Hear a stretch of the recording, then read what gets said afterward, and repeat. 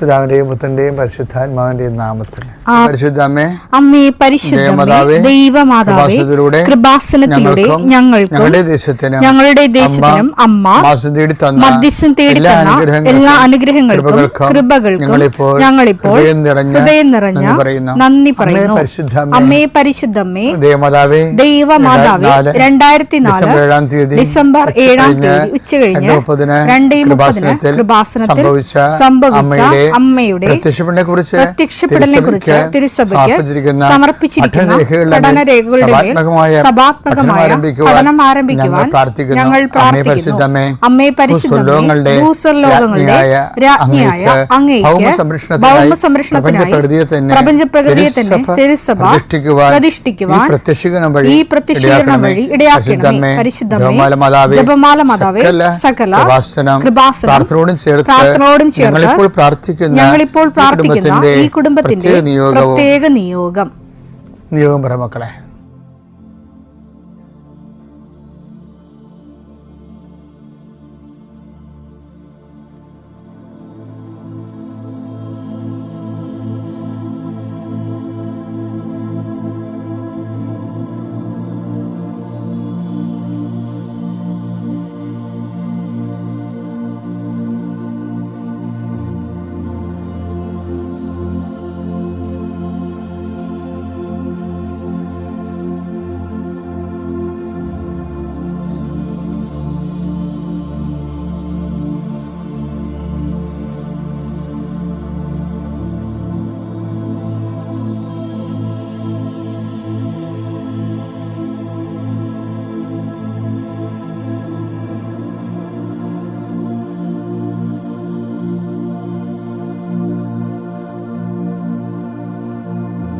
അമ്മയുടെ പ്രത്യക്ഷീകരണത്തിന്റെ ഈ അനുഗ്രഹവേളയിൽ ഞങ്ങൾക്ക് സാധിച്ചു തരുവാൻ കനിയണമേ. ആമേൻ. വിശ്വാസ പ്രമാണം. സർവശക്തനായ പിതാവും ആകാശത്തിന്റെയും ഭൂമിയുടെയും സൃഷ്ടാവുമായ ദൈവത്തിൽ ഞാൻ വിശ്വസിക്കുന്നു. അവിടുത്തെ ഏകപുത്രനും ഞങ്ങളുടെ കർത്താവുമായ ഈശോ മിശിഹായിലും ഞാൻ വിശ്വസിക്കുന്നു. ഈ പുത്രൻ പരിശുദ്ധാത്മാവിനാൽ ഗർഭസ്ഥനായി കന്യകാമറിയത്തിൽ നിന്ന് പിറന്ന് പൊന്തിയോസ് പീലാത്തോസിന്റെ കാലത്ത് പീഡകൾ സഹിച്ച് കുരിശിൽ തറയ്ക്കപ്പെട്ട് മരിച്ച് അടക്കപ്പെട്ട് പാതാളങ്ങളിൽ ഇറങ്ങി മരിച്ചവരുടെ ഇടയിൽ നിന്ന് 3-ാം നാൾ ഉയർത്ത് സ്വർഗത്തിലേക്ക് എഴുന്നള്ളി സർവശക്തിയുള്ള പിതാവായ ദൈവത്തിന്റെ വലതുഭാഗത്തിരിക്കുന്നു. അവിടെ നിന്ന് ജീവിക്കുന്നവരെയും മരിച്ചവരെയും വിധിക്കുവാൻ വരുമെന്നും ഞാൻ വിശ്വസിക്കുന്നു. പരിശുദ്ധാത്മാവിലും ഞാൻ വിശ്വസിക്കുന്നു. വിശുദ്ധ കത്തോലിക്കാ സഭയിലും പുണ്യവാന്മാരുടെ ഐക്യത്തിലും പാപങ്ങളുടെ മോചനത്തിലും ശരീരത്തിന്റെ ഉയർപ്പിലും നിത്യമായ ജീവിതത്തിലും ഞാൻ വിശ്വസിക്കുന്നു. ആമേൻ. സുഖസ്ഥനായ ഞങ്ങളുടെ പിതാവേ, അങ്ങയുടെ നാമം പൂജിതമാകണമേ. അങ്ങയുടെ രാജ്യം വരണമേ. അങ്ങയുടെ തിരുമനസ് സ്വർഗത്തിലെ പോലെ ഭൂമിയിലും ആകണമേ. അന്നു വേണ്ടുന്ന ആഹാരം ഇന്ന് ഞങ്ങൾക്ക് തരണമേ. ഞങ്ങളോട് തെറ്റ് ചെയ്യുന്നവരോട് ഞങ്ങൾ ക്ഷമിക്കുന്നത് പോലെ ഞങ്ങളുടെ തെറ്റുകൾ ഞങ്ങളോടും ക്ഷമിക്കണമേ. ഞങ്ങളെ പ്രലോഭനത്തിൽ ഉൾപ്പെടുത്തരുതേ, തിന്മയിൽ ഞങ്ങൾ രക്ഷിക്കണമേ. ആമേൻ. നന്മ നിറഞ്ഞ മറിയമേ, സ്വസ്തി. കർത്താവ് അങ്ങയുടെ കൂടെ സ്ത്രീകളിൽ അങ്ങ് അനുഗ്രഹിക്കപ്പെട്ടവളാകുന്നു. അങ്ങയുടെ ഉദരത്തിൻ ഫലമായി ഈശോ അനുഗ്രഹിക്കപ്പെട്ടവനാകുന്നു. പരിശുദ്ധ മറിയമേ, തമ്പുരാന്റെ അമ്മേ, പാപികളായ ഞങ്ങൾക്ക് വേണ്ടി ഇപ്പോഴും ഞങ്ങളുടെ മരണസമയത്തും തമ്പുരാനോട് അപേക്ഷിക്കണമേ. ആമേൻ. കർത്താവേ, നിന്റെ ഉന്നതമായ നാമത്തിന് സ്തോത്രം ചെയ്യും. കർത്താവേ, നിന്റെ വിശുദ്ധ പൗരോഹിത്യത്തെ മഹത്വപ്പെടുത്തണം. കർത്താവേ, സഭയിലുള്ള സാന്നിധ്യം പ്രകടമാക്കണം. 40 വർഷം അടിയനർപ്പിച്ച കൃപാന്റെ ബലത്തിൽ ഇന്ന് അങ്ങയുടെ മക്കളെ പ്രാർത്ഥന കൂടുന്ന എല്ലാ മക്കൾക്ക് വേണ്ടി പ്രാർത്ഥിക്കുകയാണ്. കർത്താവെ, മനസ്സ് വേദനിക്കുന്ന എല്ലാ വിഷയങ്ങളും, അവരുടെ മനസ്സ് വേദനിപ്പിക്കുന്ന എല്ലാ വ്യക്തികളും ഇപ്പോഴും ഈശോയുടെ നാമം നിർവീര്യമാകട്ടെ. കർത്താവെ, മനസ്സ് വിഷമിപ്പിക്കുന്ന സാഹചര്യങ്ങൾ, ചെയ്തെടുക്കേണ്ട ഉത്തരവാദിത്തങ്ങൾ, മറ്റുള്ളവർ നമ്മളെ പഴി പറയാൻ സാധ്യതയുള്ള എല്ലാ വിഷയത്തിൻ്റെ മേലും കർത്താവിൻ്റെ കരുണ ചൊരിയുകയും നിങ്ങളെ കർത്താവ് ഇന്ന് നിലനിർത്തി തരികയും ചെയ്യട്ടെ. നിങ്ങൾ പോകുന്ന വഴികൾ, കണ്ടുമുട്ടുന്ന വ്യക്തികൾ, ചെയ്യുന്ന കാര്യങ്ങൾ, യാത്ര ചെയ്യുന്ന വാഹനങ്ങൾ ഒപ്പിടുന്ന പേപ്പറുകൾ, കൈമാറുന്ന രേഖകൾ, കഴിക്കുന്ന മരുന്ന് എല്ലാം മാതാവിൻ്റെ മധ്യസ്ഥതയിൽ യേശുനാമത്തിൽ അനുഗ്രഹിക്കപ്പെടുകയും നീ ദൈവത്തെ അനുഭവിക്കാൻ ഇന്ന് നിന്നെ സഹായിക്കുകയും ചെയ്യട്ടെ. നിത്യം പിതാവും പുത്രനും പരിശുദ്ധാത്മാശ്രേഷ്ഠ നീക്കുവാണ്.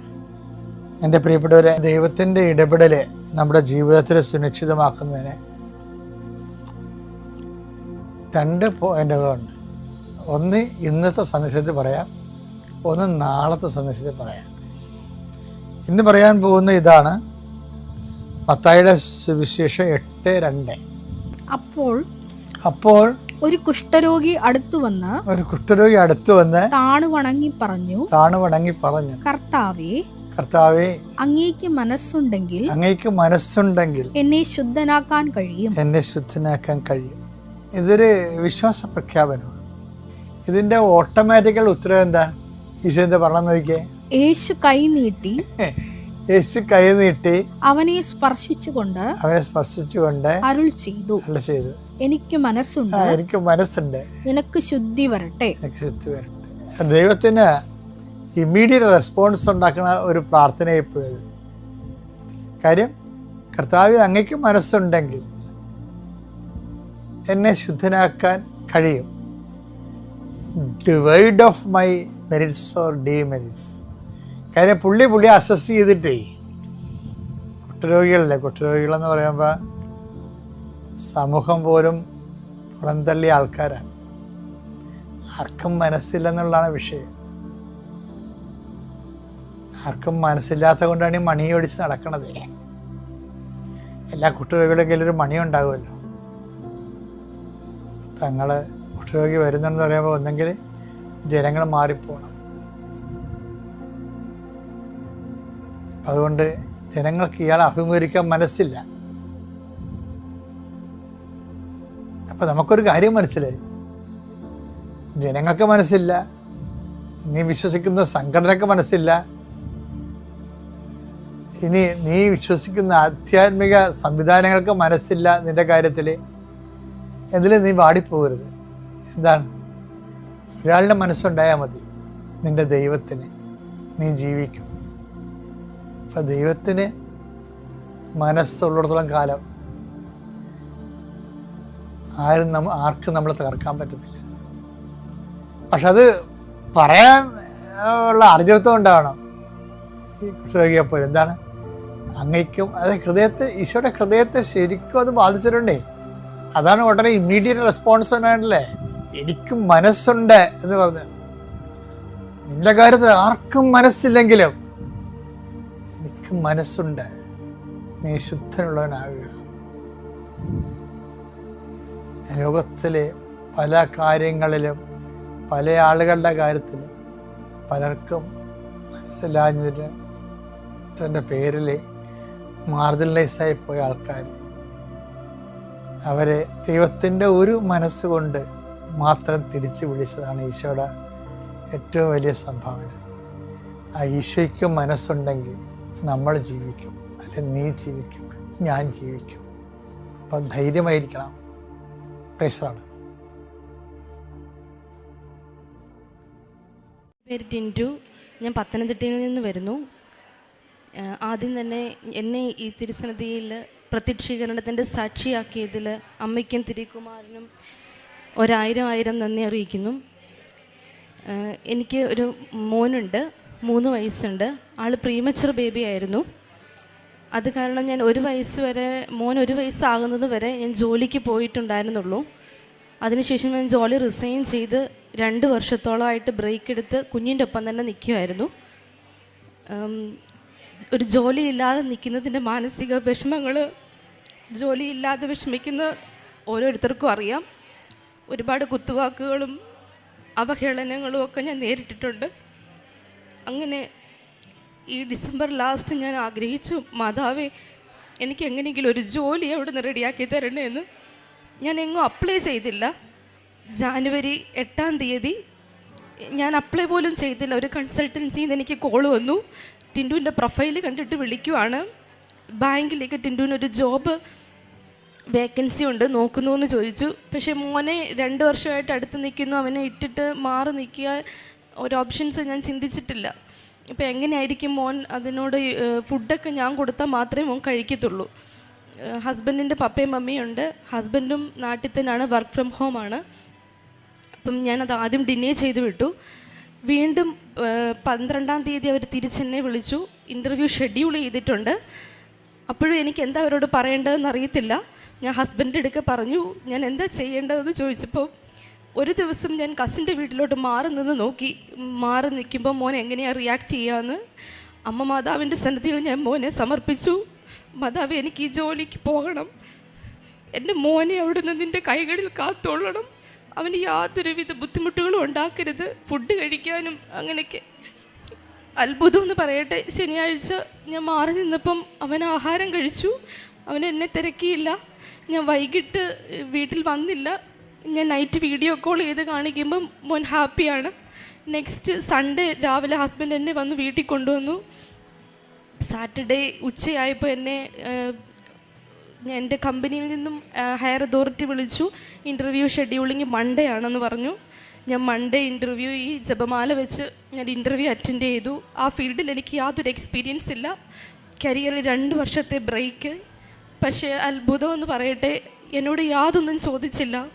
ഞാൻ പ്രീവിയസ് കമ്പനിയിൽ വാങ്ങിച്ചിരുന്ന സാലറിയുടെ ഇരട്ടിയാക്കിയിട്ട് എനിക്ക് സാലറിയോടുകൂടി ഈ ജോലിയിൽ ഓക്കെ ആയി. ഇൻ്റർവ്യൂ കഴിയുമ്പം സാർ എന്നോട് പറഞ്ഞത്, ടിൻറ്റു, ദൈവം അനുവദിച്ചാൽ നമുക്ക് ജോയിൻ ചെയ്യുമ്പം കാണാമെന്നായിരുന്നു.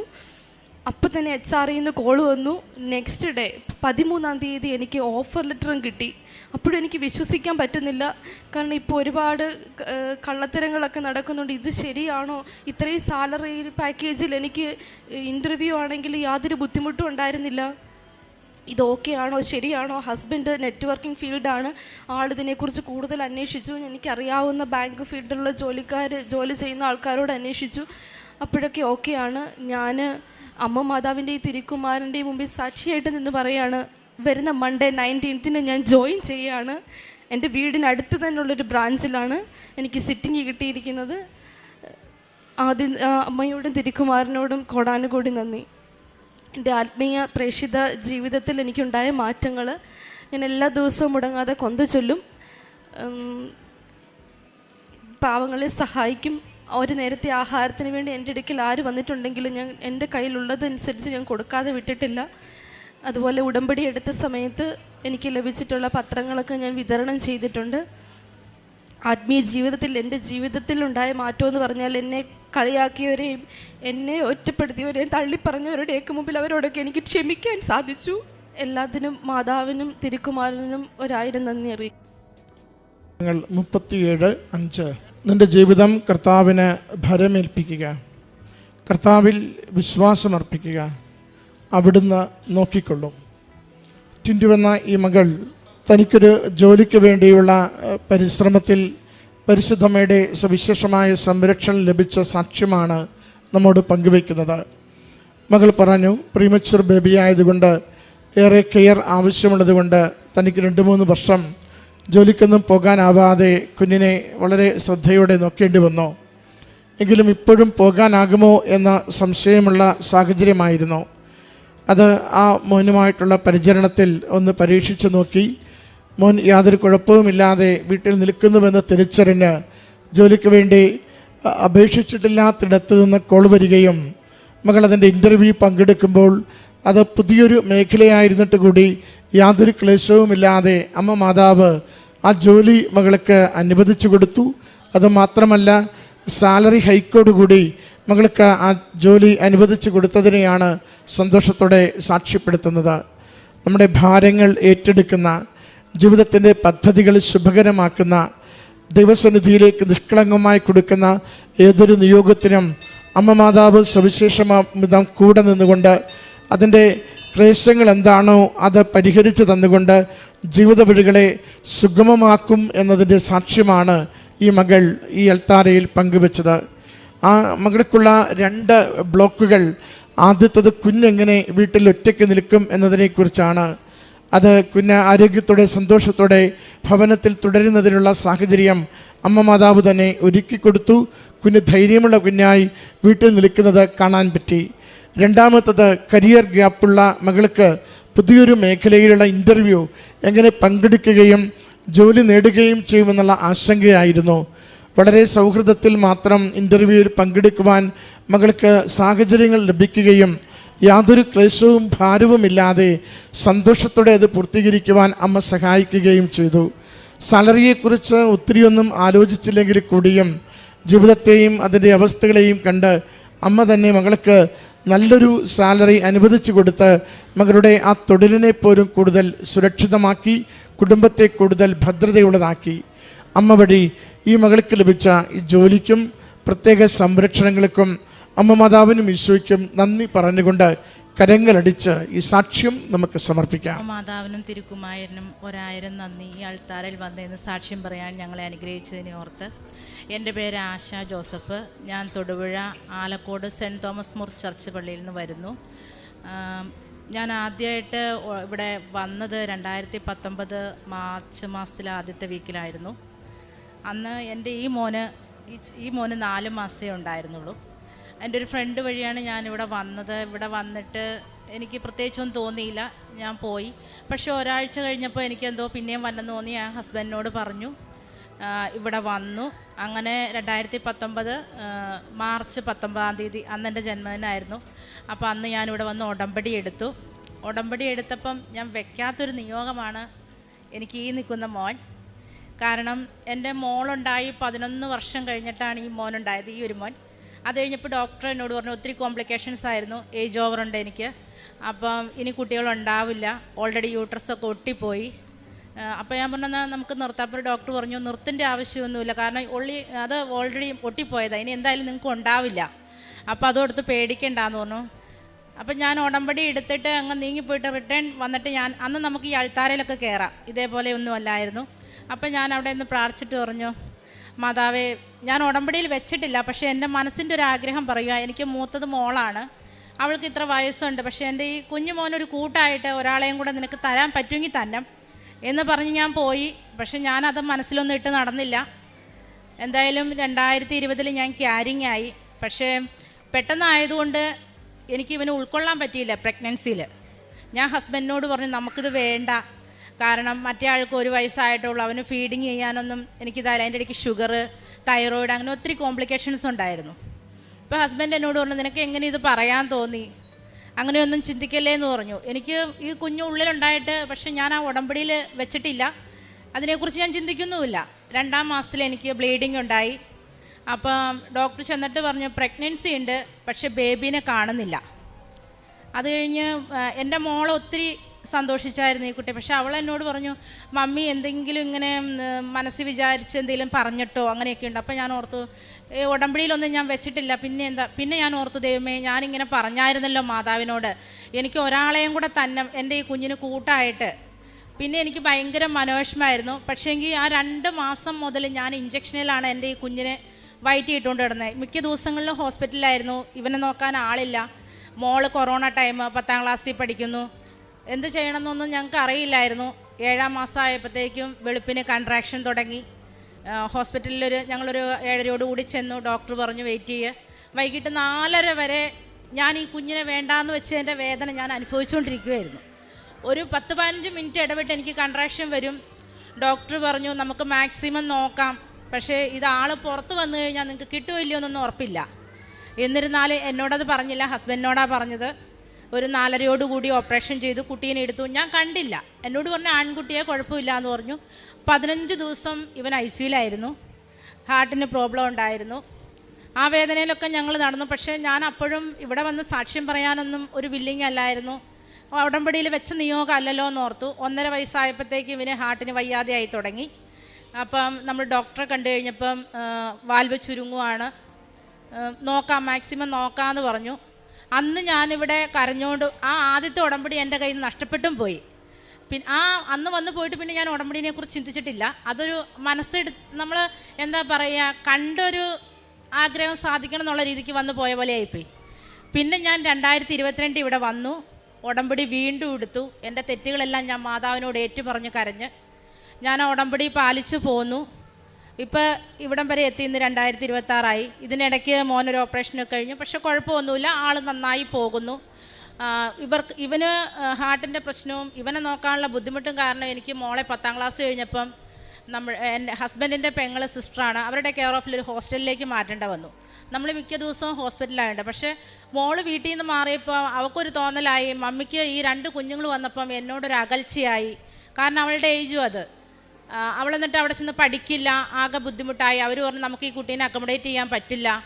ഞാൻ പിന്നെയും വന്ന് മാതാവിനോട് കരഞ്ഞ് പ്രാർത്ഥിച്ചു, അമ്മേ എന്തൊരവസ്ഥയാണ്, കാരണം 10ാം ക്ലാസ് ഫുൾ A+ ഉണ്ട്, ഞങ്ങൾക്ക് സാമ്പത്തികമായിട്ട് വളരെ പിന്നോക്കം നിൽക്കുന്ന ഫാമിലിയാണ്, ഇവളെ എങ്ങനെയെങ്കിലും ജർമ്മനും പഠിപ്പിക്കണം. പക്ഷേ ഇവൾ പഠിക്കുകയില്ല. എങ്ങനെയാണോ എന്തായാലും എൻ്റെ പ്രാർത്ഥന മാതാവ് കേട്ടു. പിന്നെ ഞാൻ പറഞ്ഞു, മോളെ നീ നമ്മുടെ വീടിൻ്റെ ഒരു പ്രതീക്ഷ, അത് കളയരുത്. അവളെന്തായാലും കുഞ്ഞിൻ്റെ കാര്യങ്ങളൊക്കെ പറഞ്ഞു. എൻ്റെ പേരിലായിരിക്കാം ആൾ നന്നായിട്ട് പഠിച്ചു, കൂടെ മാതാവിൻ്റെ കൃപയുണ്ടായിരുന്നു. +2 ഫുൾ A+ കൂടി പാസ്സായി. ആ എക്സാം എഴുതിയിരിക്കുന്ന ടൈമിൽ തന്നെ നമ്മുടെ അരമനയിൽ നിന്ന് ആ സമയത്തൊരു ഓർഡർ വന്നു, സാമ്പത്തികമായിട്ട് പിന്നോക്കം നിൽക്കുന്ന മക്കൾക്ക് 75% മാർക്കുണ്ടെങ്കിൽ ജർമ്മൻ ഫ്രീ ആയിട്ട് പഠിപ്പിക്കാമെന്ന്. അവൾ +2ൻ്റെ എക്സാം കഴിഞ്ഞു വന്നതേ തന്നെ ജർമ്മൻ പഠിക്കാൻ കയറുമായിരുന്നു. ഇപ്പോൾ ജർമ്മൻ്റെ B2ൻ്റെ 3 മൊഡ്യൂൾ കിട്ടി. ആളവിടെ ഇപ്പം 4-5 മാസമായിട്ട് എറണാകുളത്ത് പഠിപ്പിച്ചുകൊണ്ടിരിക്കുന്നു. അടുത്ത എക്സാമിനായിട്ട് റെഡി ആയിട്ടിരിക്കുന്നു. ഫെബ്രുവരിയിൽ അവർക്ക് എക്സാമാണ്. അങ്ങനെ മാതാവ് അവിടെയും എന്നെ അനുഗ്രഹിച്ചു. പിന്നെയുള്ളത് 10 വർഷമായിട്ട് ഹസ്ബൻഡിൻ്റെ വീട് വിൽക്കാനിട്ടേക്കുമായിരുന്നു. നമ്മൾ റെൻ്റ് ഹൗസിലാണ് താമസിച്ചുകൊണ്ടിരുന്നത്. അപ്പോൾ ആ വീട് വിൽക്കാനായിട്ട് ഒത്തിരി തടസ്സങ്ങൾ. ഇതിനിടയിൽ ഞാൻ പുറത്തേക്ക് പോകാനായിട്ട് പാസ്പോർട്ടൊക്കെ എടുത്തു. കുഞ്ഞിന് ഹെൽത്ത് ഇഷ്യൂ ഉണ്ട്, മോളുടെ കാര്യം, ഈ 3 മക്കളെ ഹസ്ബൻഡിന് മുന്നോട്ട് കൊണ്ടുപോകാൻ ഭയങ്കര പാടി, ഞാനില്ലാതെ പറ്റില്ല. പക്ഷേ എന്ത് വന്നാലും എങ്ങനെയെങ്കിലും വിദേശത്തേക്ക് പോകണം എന്നുള്ളത് എനിക്ക് ഭയങ്കര ഒരു ആഗ്രഹമായിരുന്നു. ഞാൻ ഇറ്റലിക്ക് പോകാനും അവിടെ ഇവിടെയൊക്കെ പോകാൻ 2-3 പ്രാവശ്യം വെച്ചു. ഒത്തിരി പൈസ നമ്മുടെ നഷ്ടപ്പെട്ടതല്ലാതെ നമുക്ക് പോകാൻ സാധിച്ചില്ല. പിന്നെ ഞാനിവിടെ വന്ന് മാതാവിനോട് പറഞ്ഞു, അമ്മേ നിനക്ക് മനസ്സുണ്ടെങ്കിൽ എനിക്ക് എൻ്റെ ഈ പാസ്പോർട്ടിൽ ഒരു വിസിറ്റ് വിസയെങ്കിലും എനിക്ക് അടിച്ചതാ. കാരണം ഞാനിത് എടുത്തു വെച്ചതിന് ഒരു സന്തോഷമെങ്കിലും എനിക്ക് എനിക്കറിയാം എൻ്റെ കുഞ്ഞിന് ഇത്രയും പ്രശ്നമുള്ള കാരണമായിരിക്കും എന്നെ വിടാത്തത്, സമാധാനിക്കാം എന്നോർത്തിരുന്നു. അപ്പോഴാണ് എൻ്റെ ഫ്രണ്ട് വഴി പ്രിയനെ ഞാൻ പരിചയപ്പെടുന്നത്. പ്രിയ പറഞ്ഞു, ചേച്ചിക്ക് പുറത്തേക്ക് വന്നെന്നുണ്ടെങ്കിൽ വാ വിസിറ്റ് അടിച്ച് പോരെ, ഞാൻ ഹെൽപ്പ് ചെയ്യാമെന്ന് പറഞ്ഞു. അങ്ങനെ ഞാൻ അബുദാബിക്ക് പോയി 3 മാസത്തേക്ക്. ഞാൻ പോയ ടൈമിലൊന്നും എൻ്റെ കുഞ്ഞിന് ഒരു കുഴപ്പമില്ലായിരുന്നു. മോളാണ് ഈ 2 മക്കളെയും നോക്കിയത്. മാതാവ് ഇവരുടെ കൂടെ തന്നെ ഉണ്ടായിരുന്നു. അവിടെ വെച്ച് പലപ്പോഴും മാതാവിൻ്റെ സാന്നിധ്യം എൻ്റെ കൂടെ ഉണ്ടായിരുന്നു. കാരണം ഞാൻ എൻ്റെ പേരൻസ് എന്നിൽ നിന്ന് എൻ്റെ സഹോദരങ്ങൾ തമ്മിലുണ്ടായൊരു തെറ്റിദ്ധാരണയുടെ പേരിൽ മിണ്ടില്ലായിരുന്നു. അപ്പോൾ എൻ്റെ കുഞ്ഞുങ്ങളെ നോക്കാനായിട്ട് ആരുമില്ല. ഹസ്ബൻഡും ഈ 3 മക്കളും തന്നെയാണ് വീട്ടിലുള്ളത്.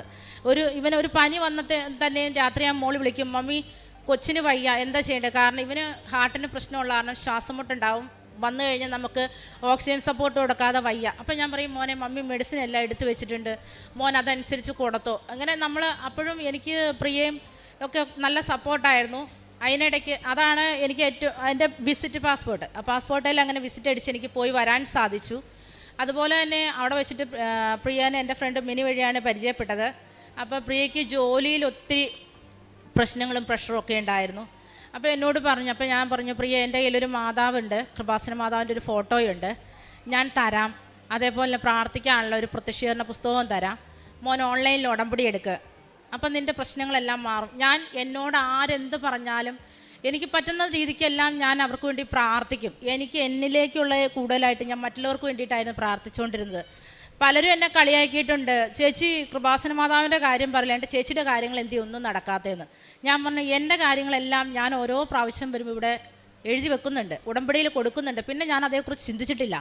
ഹസ്ബൻഡാണേലും പറയായിരുന്നു, എന്തുകൊണ്ടാണ് നമ്മൾ വീട് വിൽക്കാനിട്ടിട്ട് ഇതുവരെ നടക്കാത്തത്.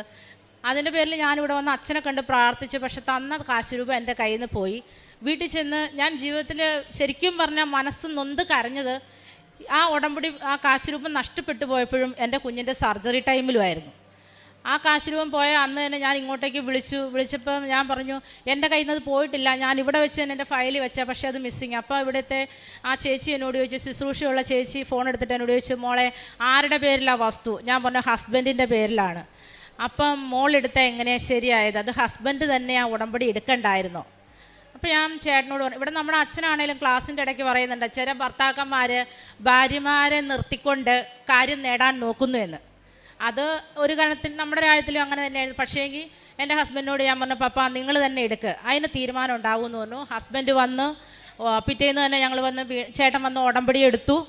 കറക്റ്റ് 3 മാസം കഴിഞ്ഞപ്പോൾ, അതായത് ഞാൻ ആ വിസിറ്റിൽ ഇവിടെ നിന്ന് പോകുമ്പോൾ ഞാൻ മാതാവിനോട് കരഞ്ഞുകൊണ്ട് ഞാൻ പറഞ്ഞത്, എൻ്റെ 3 മക്കളെ ഞാൻ ഏൽപ്പിച്ചിട്ടാണ് പോകുന്നത്, എനിക്ക് ആരുമില്ല സഹായിക്കാൻ, നീ മാത്രമേ ഉള്ളൂ. കാരണം പെറ്റമ്മ മറന്നാലും ഞാൻ നിന്നെ മറക്കില്ല എന്ന് തമ്പുരാൻ പറഞ്ഞത് എൻ്റെ ഉള്ളിൽ എപ്പോഴും ഉണ്ട്. അതുകൊണ്ട് ഞാൻ പറഞ്ഞു, അമ്മേ ഞാൻ നിന്നെ ഏൽപ്പിച്ചിട്ടാണ് പോണേ, ഒന്നെങ്കിൽ ഞങ്ങളുടെ വസ്തു വിറ്റ് ഞങ്ങൾക്കൊരു ഭവനം വാങ്ങാനുള്ള സാമ്പത്തികമാക്കി തന്നെ, അല്ലെങ്കിൽ എനിക്കൊരു സ്ഥിരമായിട്ടുള്ള ജോലി തന്നെ. പക്ഷേ ഞാൻ ചെന്ന് ഏപ്രിലിൽ ചെന്നു, ജൂൺ 12-ാം തീയതി ആയപ്പോൾ 11-ാം തീയതി എന്നോട് ഹസ്ബൻഡ് വിളിച്ചിട്ട് പറഞ്ഞു, എടി വസ്തു കച്ചവടമായി, നാളെ ടോക്കൺ എടുക്കുകയാണ്.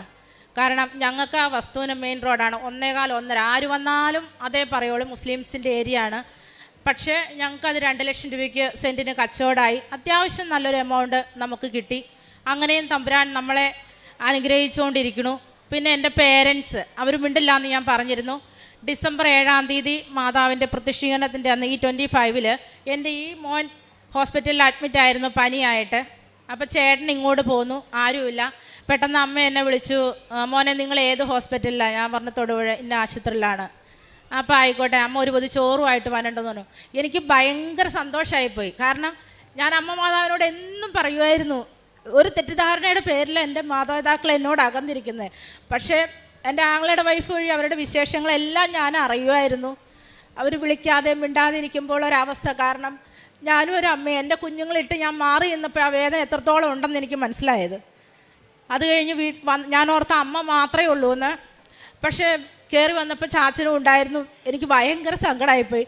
ഇന്ന് ഒരു ദിവസം പോലും എന്നെ വിളിക്കാതെ അവരിയ്ക്കില്ല. ഞാൻ എൻ്റെ വീട്ടിലേറ്റളയത് സഹോദരങ്ങൾ തമ്മിലുണ്ടായ ചെറിയൊരു ഇഷ്യൂവിൻ്റെ പേരിലാണ് അവർ നമ്മളെ മാറ്റി നിർത്തിയത്. പക്ഷേ ഞാൻ അതിന് അമ്മ മാതാവിനോട് ഒത്തിരി നന്ദി പറയാം. ഞാൻ മറ്റെല്ലാം മറന്നിട്ട് ഞാൻ പറയുന്നത്, എൻ്റെ പേരൻസിന് എനിക്ക് തന്നെ, കാരണം എൻ്റെ ഹസ്ബൻഡിന് അമ്മയും അപ്പനും ഇല്ല, ഞങ്ങൾക്ക് അവരേ ഉള്ളൂ. മറ്റാരൊക്കെ ഉണ്ടെങ്കിലും നമുക്ക് ജന്മം നൽകിയ കാരണവന്മാർ നമ്മളെ പിരിഞ്ഞിരിക്കുക എന്ന് പറഞ്ഞൊരു വല്ലാത്ത ഒരു അവസ്ഥയാണ്. അതെല്ലാം എനിക്ക് മാതാവ് നേടിത്തന്നു. പിന്നെ എന്താ പറയാന്ന് എനിക്ക് അറിയില്ല. കാരണം ഇവിടെ വന്നപ്പോൾ ഞാൻ എഴുതിയതൊക്കെ ഞാൻ മറന്നുപോയി. ഇപ്പോൾ എൻ്റെ ഉള്ളിൽ വന്നതൊക്കെയാണ് ഞാൻ പറഞ്ഞത്.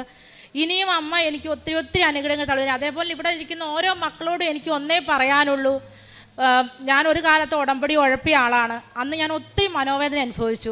ഒരിക്കലും നിങ്ങൾ ഉടമ്പടി വെച്ചേക്കുന്ന നിയോഗങ്ങൾ നടക്കില്ല എന്ന് പ്രതീക്ഷിക്കരുത്. നടക്കും. ആരൊക്കെ നമ്മളെ തളർത്താൻ നോക്കിയാലും നമ്മൾ അതിനെല്ലാം തരണം ചെയ്ത് മുന്നോട്ട് പോകും.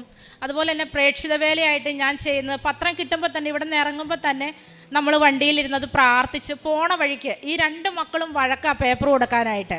ഞങ്ങൾ പോണ വഴിക്ക് തന്നെ എല്ലാം തന്നെ കൊടുത്തിരുന്നു. നമ്മുടെ വീടിൻ്റെ അടുത്ത് 2-3 വീടുകൾക്ക് മാത്രം വെച്ചിട്ട് ബാക്കി എല്ലാം കൊടുത്ത് തീർത്തിട്ടേ ഞങ്ങൾ വീട്ടിൽ കയറാറുള്ളൂ, എത്ര വൈകിയാലും. അതുപോലെ തന്നെ എൻ്റെ ഹസ്ബൻഡിന് കൂലിപ്പണിയാണ്. കിട്ടുന്നതിന് ഒരു വീതം മാറ്റി വെച്ചിട്ട് മാസത്തിൽ അത് നമ്മൾ അർഹതപ്പെട്ടവർക്ക് ഒന്നെങ്കിൽ അരിയും അതിനകത്ത് ഒരു വീട്ടിലേക്ക് വേണ്ടുന്ന എല്ലാ സാധനങ്ങളും വെച്ച് അങ്ങനെ ഒരു കിറ്റായിട്ട് കൊടുക്കും.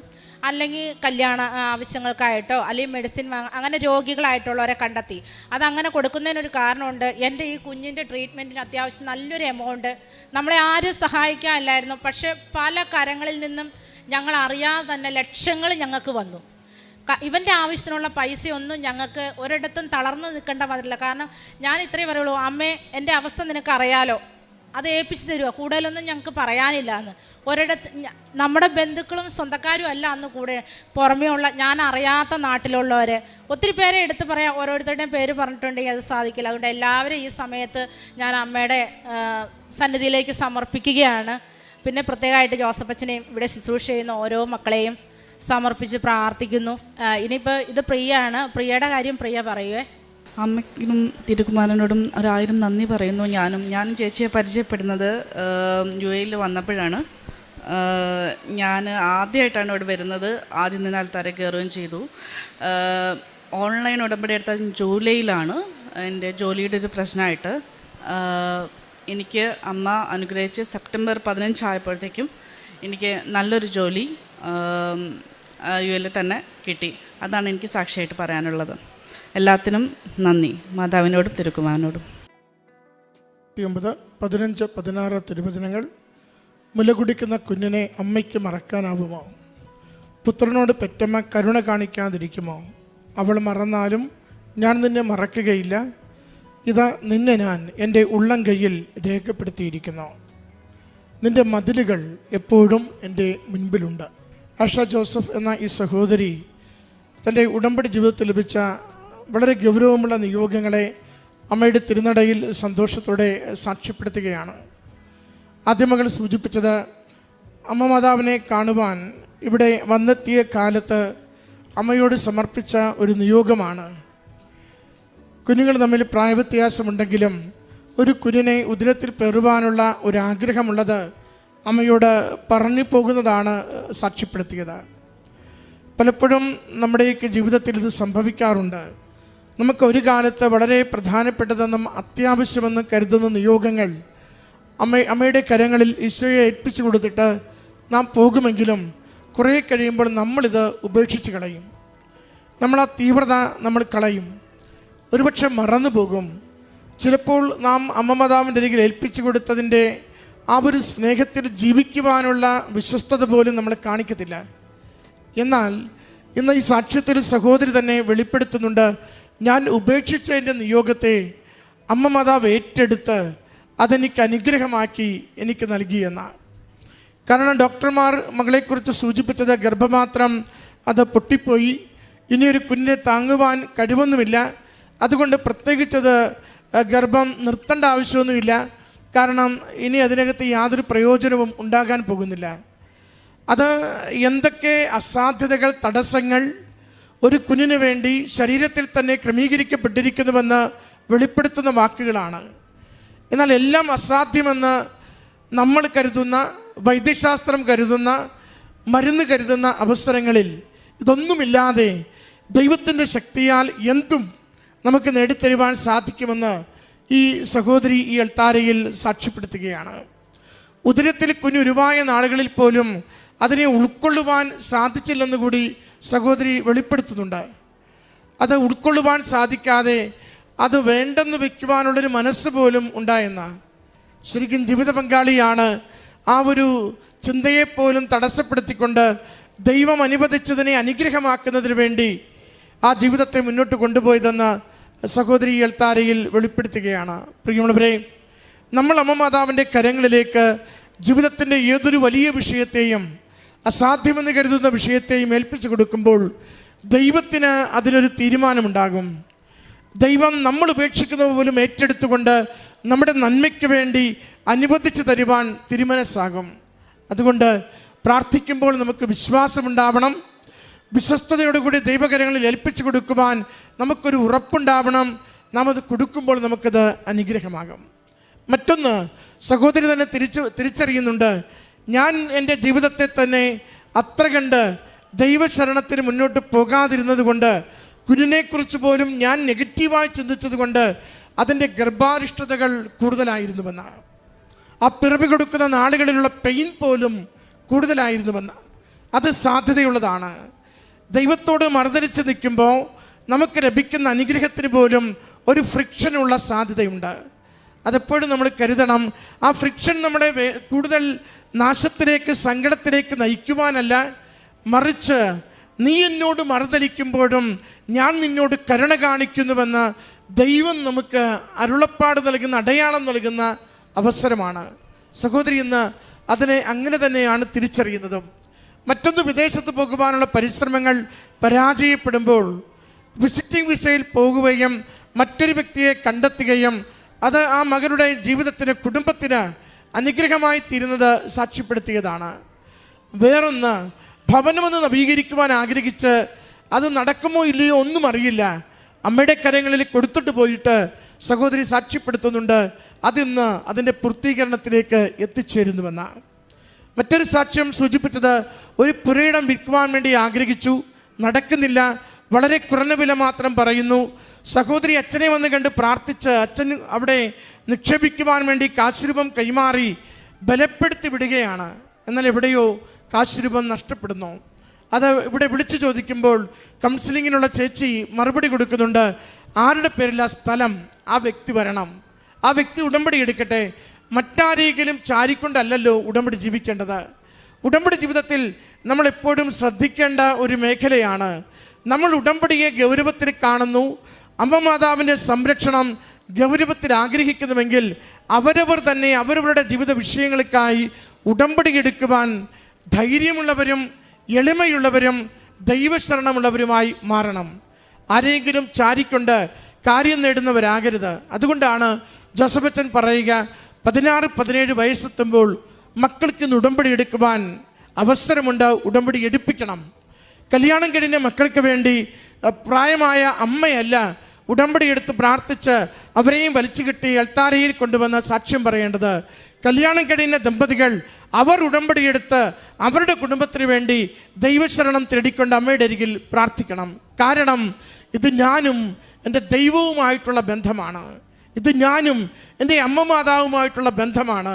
അതുകൊണ്ട് ആരെങ്കിലുമൊക്കെ കഷ്ടപ്പെടുവാനും ഞാൻ അനുഗ്രഹം നേടുവാനും സന്തോഷിക്കുവാനും ശ്രേയസ് നേടുവാനുമുള്ള വ്യക്തിയായി തീരുന്നത് ദൈവസന്നിധിയിലുള്ള ഒരു കബളിപ്പിക്കൽ തന്നെയാണ്. അതുകൊണ്ടാണ് ഉടമ്പടി ആ ബന്ധത്തിൽ ഉറച്ചു നിന്നുകൊണ്ട് നേടുന്ന അനുഗ്രഹമായി മാറുക തന്നെ വേണം. ആ സഹോദരൻ ജീവിത പങ്കാളി സന്തോഷത്തോടെ വന്ന് ഉടമ്പടി എടുക്കുന്നു. ആ ചുരുങ്ങിയ നാളുകൾക്കുള്ളിൽ മതിപ്പ് വില കിട്ടിക്കൊണ്ട് ആ ഒരു പുരയിടം വിൽക്കുവാനുള്ള വഴി അമ്മ ഒരുക്കുകയും ചെയ്യുന്നു. ഉടമ്പടി പ്രകാരമുള്ള ജീവിതശൈലിക്ക് ഉടമ്പടി പ്രകാരമുള്ള അനുഗ്രഹത്തിന് അവകാശമുണ്ട്. അതുകൊണ്ട് ഓർക്കണമേ, അമ്മയുടെ കരങ്ങളിൽ ഏൽപ്പിച്ചു കൊടുക്കുന്ന ഏതൊരു ജീവിത വിഷയത്തിനും അമ്മ കൂടെ നിന്ന് സഹായിക്കും, സങ്കടങ്ങളെ അകറ്റിത്തരും. നാം കൊടുത്തിട്ട് മറന്നോ ഉപേക്ഷിച്ചോ കളയുന്ന അനുഗ്രഹത്തിന് പോലും അത് നമുക്ക് ജീവിതത്തിന് അനുഗ്രഹമാകുമെന്ന് ഉണ്ടെങ്കിൽ അമ്മ തരുവാനത് മടിക്കില്ല. നമ്മൾ കരം നീട്ടുമ്പോൾ കരങ്ങളിൽ വെച്ച് തരുവാൻ ദൈവം എപ്പോഴും അനുഗ്രഹവുമായി കാത്തിരിക്കുന്നുണ്ട്. അതുപോലെ തന്നെ സഹോദരി ഇവിടെ സൂചിപ്പിച്ചു, വിദേശത്ത് തൊഴിലിൽ പ്രതിസന്ധി ഉണ്ടായപ്പോൾ ഓൺലൈൻ ഉടമ്പടി എടുത്തു, അമ്മ സഹായിച്ചു, മെച്ചപ്പെട്ട ജോലിയിലേക്ക് നയിച്ചുവെന്ന പ്രതിസന്ധികൾ എന്തുമാവട്ടെ, ജീവിതം കടന്നു പോകുന്ന സങ്കടം എന്തുമാവട്ടെ, നാം ഇന്ന് വന്നുപെട്ടിരിക്കുന്ന കെണികൾ എന്തുമാവട്ടെ, അമ്മയുടെ കരങ്ങളിലേക്ക് ഏൽപ്പിച്ചു കൊടുത്തുകൊണ്ട് അമ്മയുടെ സംരക്ഷണത്തിന് വേണ്ടി നമുക്ക് ജീവിക്കാം, പ്രാർത്ഥിക്കാം. ഒപ്പം നമ്മുടെ ജീവിതത്തെ വിശുദ്ധീകരിച്ചുകൊണ്ട് ദൈവനാമം മഹത്വപ്പെടുത്തുന്നതിന് വേണ്ടി നമുക്കെപ്പോഴും സന്നദ്ധരാകാം. വലിയ കാര്യങ്ങൾ നമ്മുടെ ജീവിതത്തിൽ സമയ ചുരുക്കത്തിലും അനുവദിക്കുന്നത് അനുഭവിക്കുവാനാവും.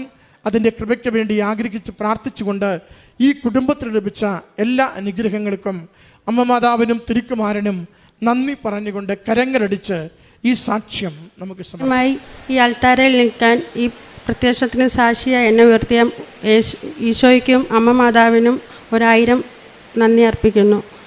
ഞാൻ വരുന്നത് ഇടുക്കി തൊടുപുഴയിൽ നിന്നാണ്. എൻ്റെ പേര് സരിത അജിത്ത്. ഞാൻ ആദ്യമായി 2024 മാർച്ച് 21 തീയതിയാണ് എൻ്റെ കൂട്ടുകാരി ഒത്ത് കൃപാസനത്തിൽ വരുന്നത്. കൂട്ടുകാരി അറിഞ്ഞാണ് ഞാൻ വരുന്നത്. അതിനുശേഷം 2024 മാർച്ച് 22 തീയതി ഒരുപാട് പ്രശ്നങ്ങളും പ്രതിസന്ധികളും വേദനകളും എനിക്ക് നേരിടേണ്ടി വന്നു. ഞാൻ ആദ്യമായി വന്നപ്പം മാതാവിൻ്റെ ഒരു ഫോട്ടോ എടുത്തുകൊണ്ടാണ് ഞാൻ ഇവിടുന്ന് പോകുന്നത്. പോയി 22 തീയതി മുതൽ ആരംഭിച്ച പ്രശ്നങ്ങളും പ്രതിസന്ധികളും നേരിടുമ്പോൾ എനിക്ക് മാതാവിൻ്റെ ഫോട്ടോ എനിക്ക് ഒരുപാട് അനുഗ്രഹമായി തീർന്നു. 22 തീയതി ഉച്ച കഴിഞ്ഞ് ഇത് എൻ്റെ മൂത്ത മകൾ ആദിത്യ, ഇളയ മകൾ ലിത്യാശ്രീ. 22 തീയതി ഉച്ച കഴിഞ്ഞ് ഞാൻ എൻ്റെ മകളുടെ സ്കൂളിൽ ചെല്ലുമ്പോൾ ഞാൻ സ്വപ്നത്തിൽ പോലും വിചാരിച്ചിട്ടില്ലാത്ത ഒരു പ്രതിസന്ധിയാണ് ഞാൻ നേരിടേണ്ടി വന്നത്. ഞാൻ 2023 പുതിയതായി ഒരു വീട് വെച്ച് വാടക വീട്ടിൽ നിന്ന് താമസം മാറിയത്. എന്നെക്കുറിച്ച് അവിടെ അറിയാത്തത് കൊണ്ടായിരിക്കാം തൊട്ടടുത്തൊരു അംഗൻവാടി പ്രവർത്തിക്കുന്നുണ്ട്. അപ്പം എൻ്റെ ഇളയ മകൾക്ക് ഒരുപാട് പ്രശ്നങ്ങളുള്ളതാണ്. അവൾ നോർമലല്ല. ഞങ്ങൾ ചികിത്സിക്കുകയും കൗൺസിലിംഗ് കൊടുക്കുകയും ചെയ്തുകൊണ്ടിരിക്കുകയായിരുന്നു. അപ്പം അവൾക്ക് ഉള്ള ബുദ്ധിമുട്ടിൽ അവൾ സ്വാഭാവികമായിട്ട് അവിടെ ശരീരം തന്നെ നോവിക്കുകയും പിച്ചുകയും കടിക്കുകയും അങ്ങനെയൊക്കെയുള്ള ഓരോ പ്രശ്നങ്ങൾ അവൾക്കുണ്ടായിരുന്നു. ഞങ്ങളത് കൗൺസിലിംഗ് കൊടുക്കുകയും ട്രീറ്റ്മെൻറ്റ് ചെയ്തുകൊണ്ടിരിക്കുകയായിരുന്നു. അപ്പം ഞാൻ അവിടെ പുതിയതായി താമസിച്ച് ചെന്നത് കാരണം എന്നെക്കുറിച്ച് അറിയേല. അപ്പോൾ അംഗൻവാടി ടീച്ചർ മുഖേന ചൈൽഡ് വെൽഫെയറിന് കംപ്ലയിൻറ്റ് പോയി. മാതാവിൻ്റെ ഉപദ്രവമായിരിക്കാം. അപ്പം കുട്ടിക്ക് കാലിന് ചെറിയ സ്വാധീനക്കുറവുണ്ട്. അപ്പോൾ മാതാവിൻ്റെ ഉപദ്രവമായിരിക്കാം കുട്ടി ഇങ്ങനെ എന്നും പറഞ്ഞുകൊണ്ട് ചൈൽഡ് വെൽഫെയറിന് കംപ്ലയിൻറ്റ് പോയി. പഠിക്കുന്ന സ്കൂൾ വഴിയാണ് പോയത്. ഇതറിയാതെയാണ് ഉച്ച കഴിഞ്ഞ് ഞാൻ ആ സ്കൂളിൽ ഉച്ച കഴിഞ്ഞ് 2:30-3 മണിയായപ്പോഴാണ് ഞാൻ ആ സ്കൂളിൽ ചെല്ലാനിടയായത്. ചെല്ലുമ്പോൾ CWCക്കാർ എൻ്റെ കുഞ്ഞിനെ വെച്ച് ചോദ്യങ്ങൾ ചോദിക്കുകയും അവളെ ക്വസ്റ്റ്യൻ ചെയ്ത് അവൾക്ക് അറിയാവുന്നതും സത്യസന്ധമായ കാര്യങ്ങളെല്ലാം പറഞ്ഞു. ഞാൻ അവിടെ ചെന്നതിന് ശേഷം എന്നെ മാറ്റി ഒരു റൂമിലിരുത്തി. ഞാനിതൊന്നും അറിയാതെയാണ് അവിടെ ചെന്നെങ്കിൽ പോലും കാരണം എനിക്ക് പേടിക്കേണ്ട കാര്യമില്ല. ഞാൻ അതിനകത്ത് ഒരു തെറ്റും ചെയ്തിട്ടില്ലാത്ത കാരണം ഞാൻ അതിനെ നേരിട്ടു. എന്നെ മാറ്റി ഒരുപാട് ചോദ്യങ്ങൾ ചോദിച്ചു. അപ്പോൾ ഞാനും എൻ്റെ മോളും പറഞ്ഞ കാര്യങ്ങളെല്ലാം ഒരുപോലെയാണ്. എന്നാലും CWCക്കാർ കുട്ടിയെ വിട്ടുതരാൻ തയ്യാറായില്ല. അവിടുന്ന് തൊടുപുഴ ഒരു ഗവൺമെൻറ് ഹോസ്പിറ്റലിൽ കൊണ്ടുപോയി കുഞ്ഞിനെ ശരീരങ്ങൾ ടെസ്റ്റ് പരിശോധിക്കുകയും കുഞ്ഞിനോട് ചോദ്യങ്ങൾ ചോദിക്കുക. അപ്പോൾ അവളിൽ നിന്ന് അവർക്ക് പോസിറ്റീവായ ഒന്നും കിട്ടിയില്ല. എല്ലാം എനിക്ക് കാരണം ഞാൻ സത്യസന്ധമായിട്ട് അതിനെ നേരിടുന്നതുകൊണ്ട് CWCക്കാരുടെ കൂടെ വന്ന പോലീസിൻ്റെയും എൻ്റെ കുട്ടിയുടെയും കൂടെ ഞാൻ ആശുപത്രി പോവുകയും മാതാവിൻ്റെ ഫോട്ടോ അപ്പോഴേ ഞാൻ എൻ്റെ ഫോണിൽ നിന്ന് എടുത്തു. അമ്മേ, സത്യം എന്നതാണോ അത് പുറത്തു വരണം. ഇപ്പം അറസ്റ്റ് പ്രതീക്ഷിച്ച ഒരു ഇതിലാണ് ഞാൻ ഈ ആശുപത്രിയുടെ ഇതിലിരിക്കുന്നത്. എന്നെ അറിയാവുന്നവരും ഇവിടെ എന്നെ ആദ്യമായി കൊണ്ടുവന്ന എൻ്റെ കൂട്ടുകാരിയും അറിഞ്ഞ് ഓടി എൻ്റെ അടുത്ത് വന്നു. ഞാൻ കടയിൽ ജോലി ചെയ്യുന്നിടത്തു നിന്ന് അവർ ഓടി വന്നു. അപ്പം ഞാൻ അമ്മയോട് പ്രാർത്ഥിച്ചൊന്നേ ഉള്ളൂ, എൻ്റെ സത്യസന്ധത എനിക്ക് വെളിയിൽ കൊണ്ടുവരണം. അങ്ങനെ പ്രാർത്ഥിച്ചുകൊണ്ടിരിക്കുക. ഒരു 1.5-2 മണിക്കൂറോളം നീണ്ട പരിശോധനയ്ക്ക് ശേഷം എൻ്റെ കുഞ്ഞിനെ CWCക്ക് ചൈൽഡ് വെൽഫെയറുകാർ ഏറ്റെടുത്ത് കൊണ്ടുപോയി. എന്നെ കുട്ടിയെ വിട്ടു തരാതെ കൂട്ടിക്കൊണ്ടുപോയി. അപ്പം ഞാൻ അമ്മയോട് കരഞ്ഞൊന്നേ പ്രാർത്ഥിച്ചുള്ളൂ, എൻ്റെ കുഞ്ഞിനെ എൻ്റെ അടുത്തുനിന്ന് കൊണ്ടുപോയതുപോലെ തന്നെ സത്യം വെളി വന്നു. അപ്പോൾ അതിൻ്റെ കുഞ്ഞിനെ ചികിത്സിക്കുന്ന പേപ്പറുകളും കാര്യങ്ങളും എൻ്റെ ഉണ്ടായിരുന്നു. അതിൻ്റെ ഇടയിലാണ് എൻ്റെ മൂത്ത മോൾക്ക് ഈ പ്രശ്നങ്ങൾ നേരിടുമ്പം അതേ സ്കൂൾ കോമ്പൗണ്ടിൽ നിൽക്കുമ്പോഴാണ് എൻ്റെ മോള് ആന്ധ്ര നേഴ്സിംഗ് പഠിക്കുകയാണ്, BSc നേഴ്സിംഗ് പഠിക്കുമ്പോൾ ആ പോലീസുകാരുടെ മുന്നേ നിൽക്കുമ്പോഴാണ് എനിക്ക് കോൾ വരുന്നത് കോളേജിൽ നിന്ന്. മോൾക്ക് സുഖമില്ല, മോളുടെ വയറ് വീർക്കുകയാണ്, മോൾക്ക് നടക്കാൻ പറ്റുകയില്ല, സ്റ്റെപ്പ് കയറാൻ പാടാണ് എന്നും പറഞ്ഞ് കോൾ വരുന്നു. അപ്പം ഈ പോലീസുകാരോട് ചോദിച്ചുകൊണ്ടാണ് ഞാൻ കോൾ എടുക്കുന്നത്. എൻ്റെ മൂത്ത മോളാണ് എന്നെ വിളിക്കുന്നത്. എന്നാന്നറിയത്തില്ല, ഫോൺ എടുത്തോളാൻ പറഞ്ഞു. സംസാരിച്ചു. അപ്പം മോള് പറയുന്നു, ആശുപത്രി അൾട്രാസൗണ്ട് സ്കാൻ ചെയ്തപ്പം ക്യാൻസറിൻ്റെ ലക്ഷണങ്ങളാണെന്നാണ് പറയുന്നതെന്ന് പറയുന്നു. അപ്പോഴും ഞാൻ എൻ്റെ മാതാവിനെ ഉറച്ചു വിളിച്ചു. എന്നെല്ലാം പ്രതിസന്ധി, ഞാൻ അവിടെ വന്നു. അപ്പം എൻ്റെ ഈ പ്രതിസന്ധികൾ നേരിടാനാണ് എൻ്റെ അമ്മമാതാവ് എന്നെ ഇവിടെ കൊണ്ടുവന്നത്. അങ്ങനെയാണ് ഞാൻ വിശ്വസിക്കുന്നത്.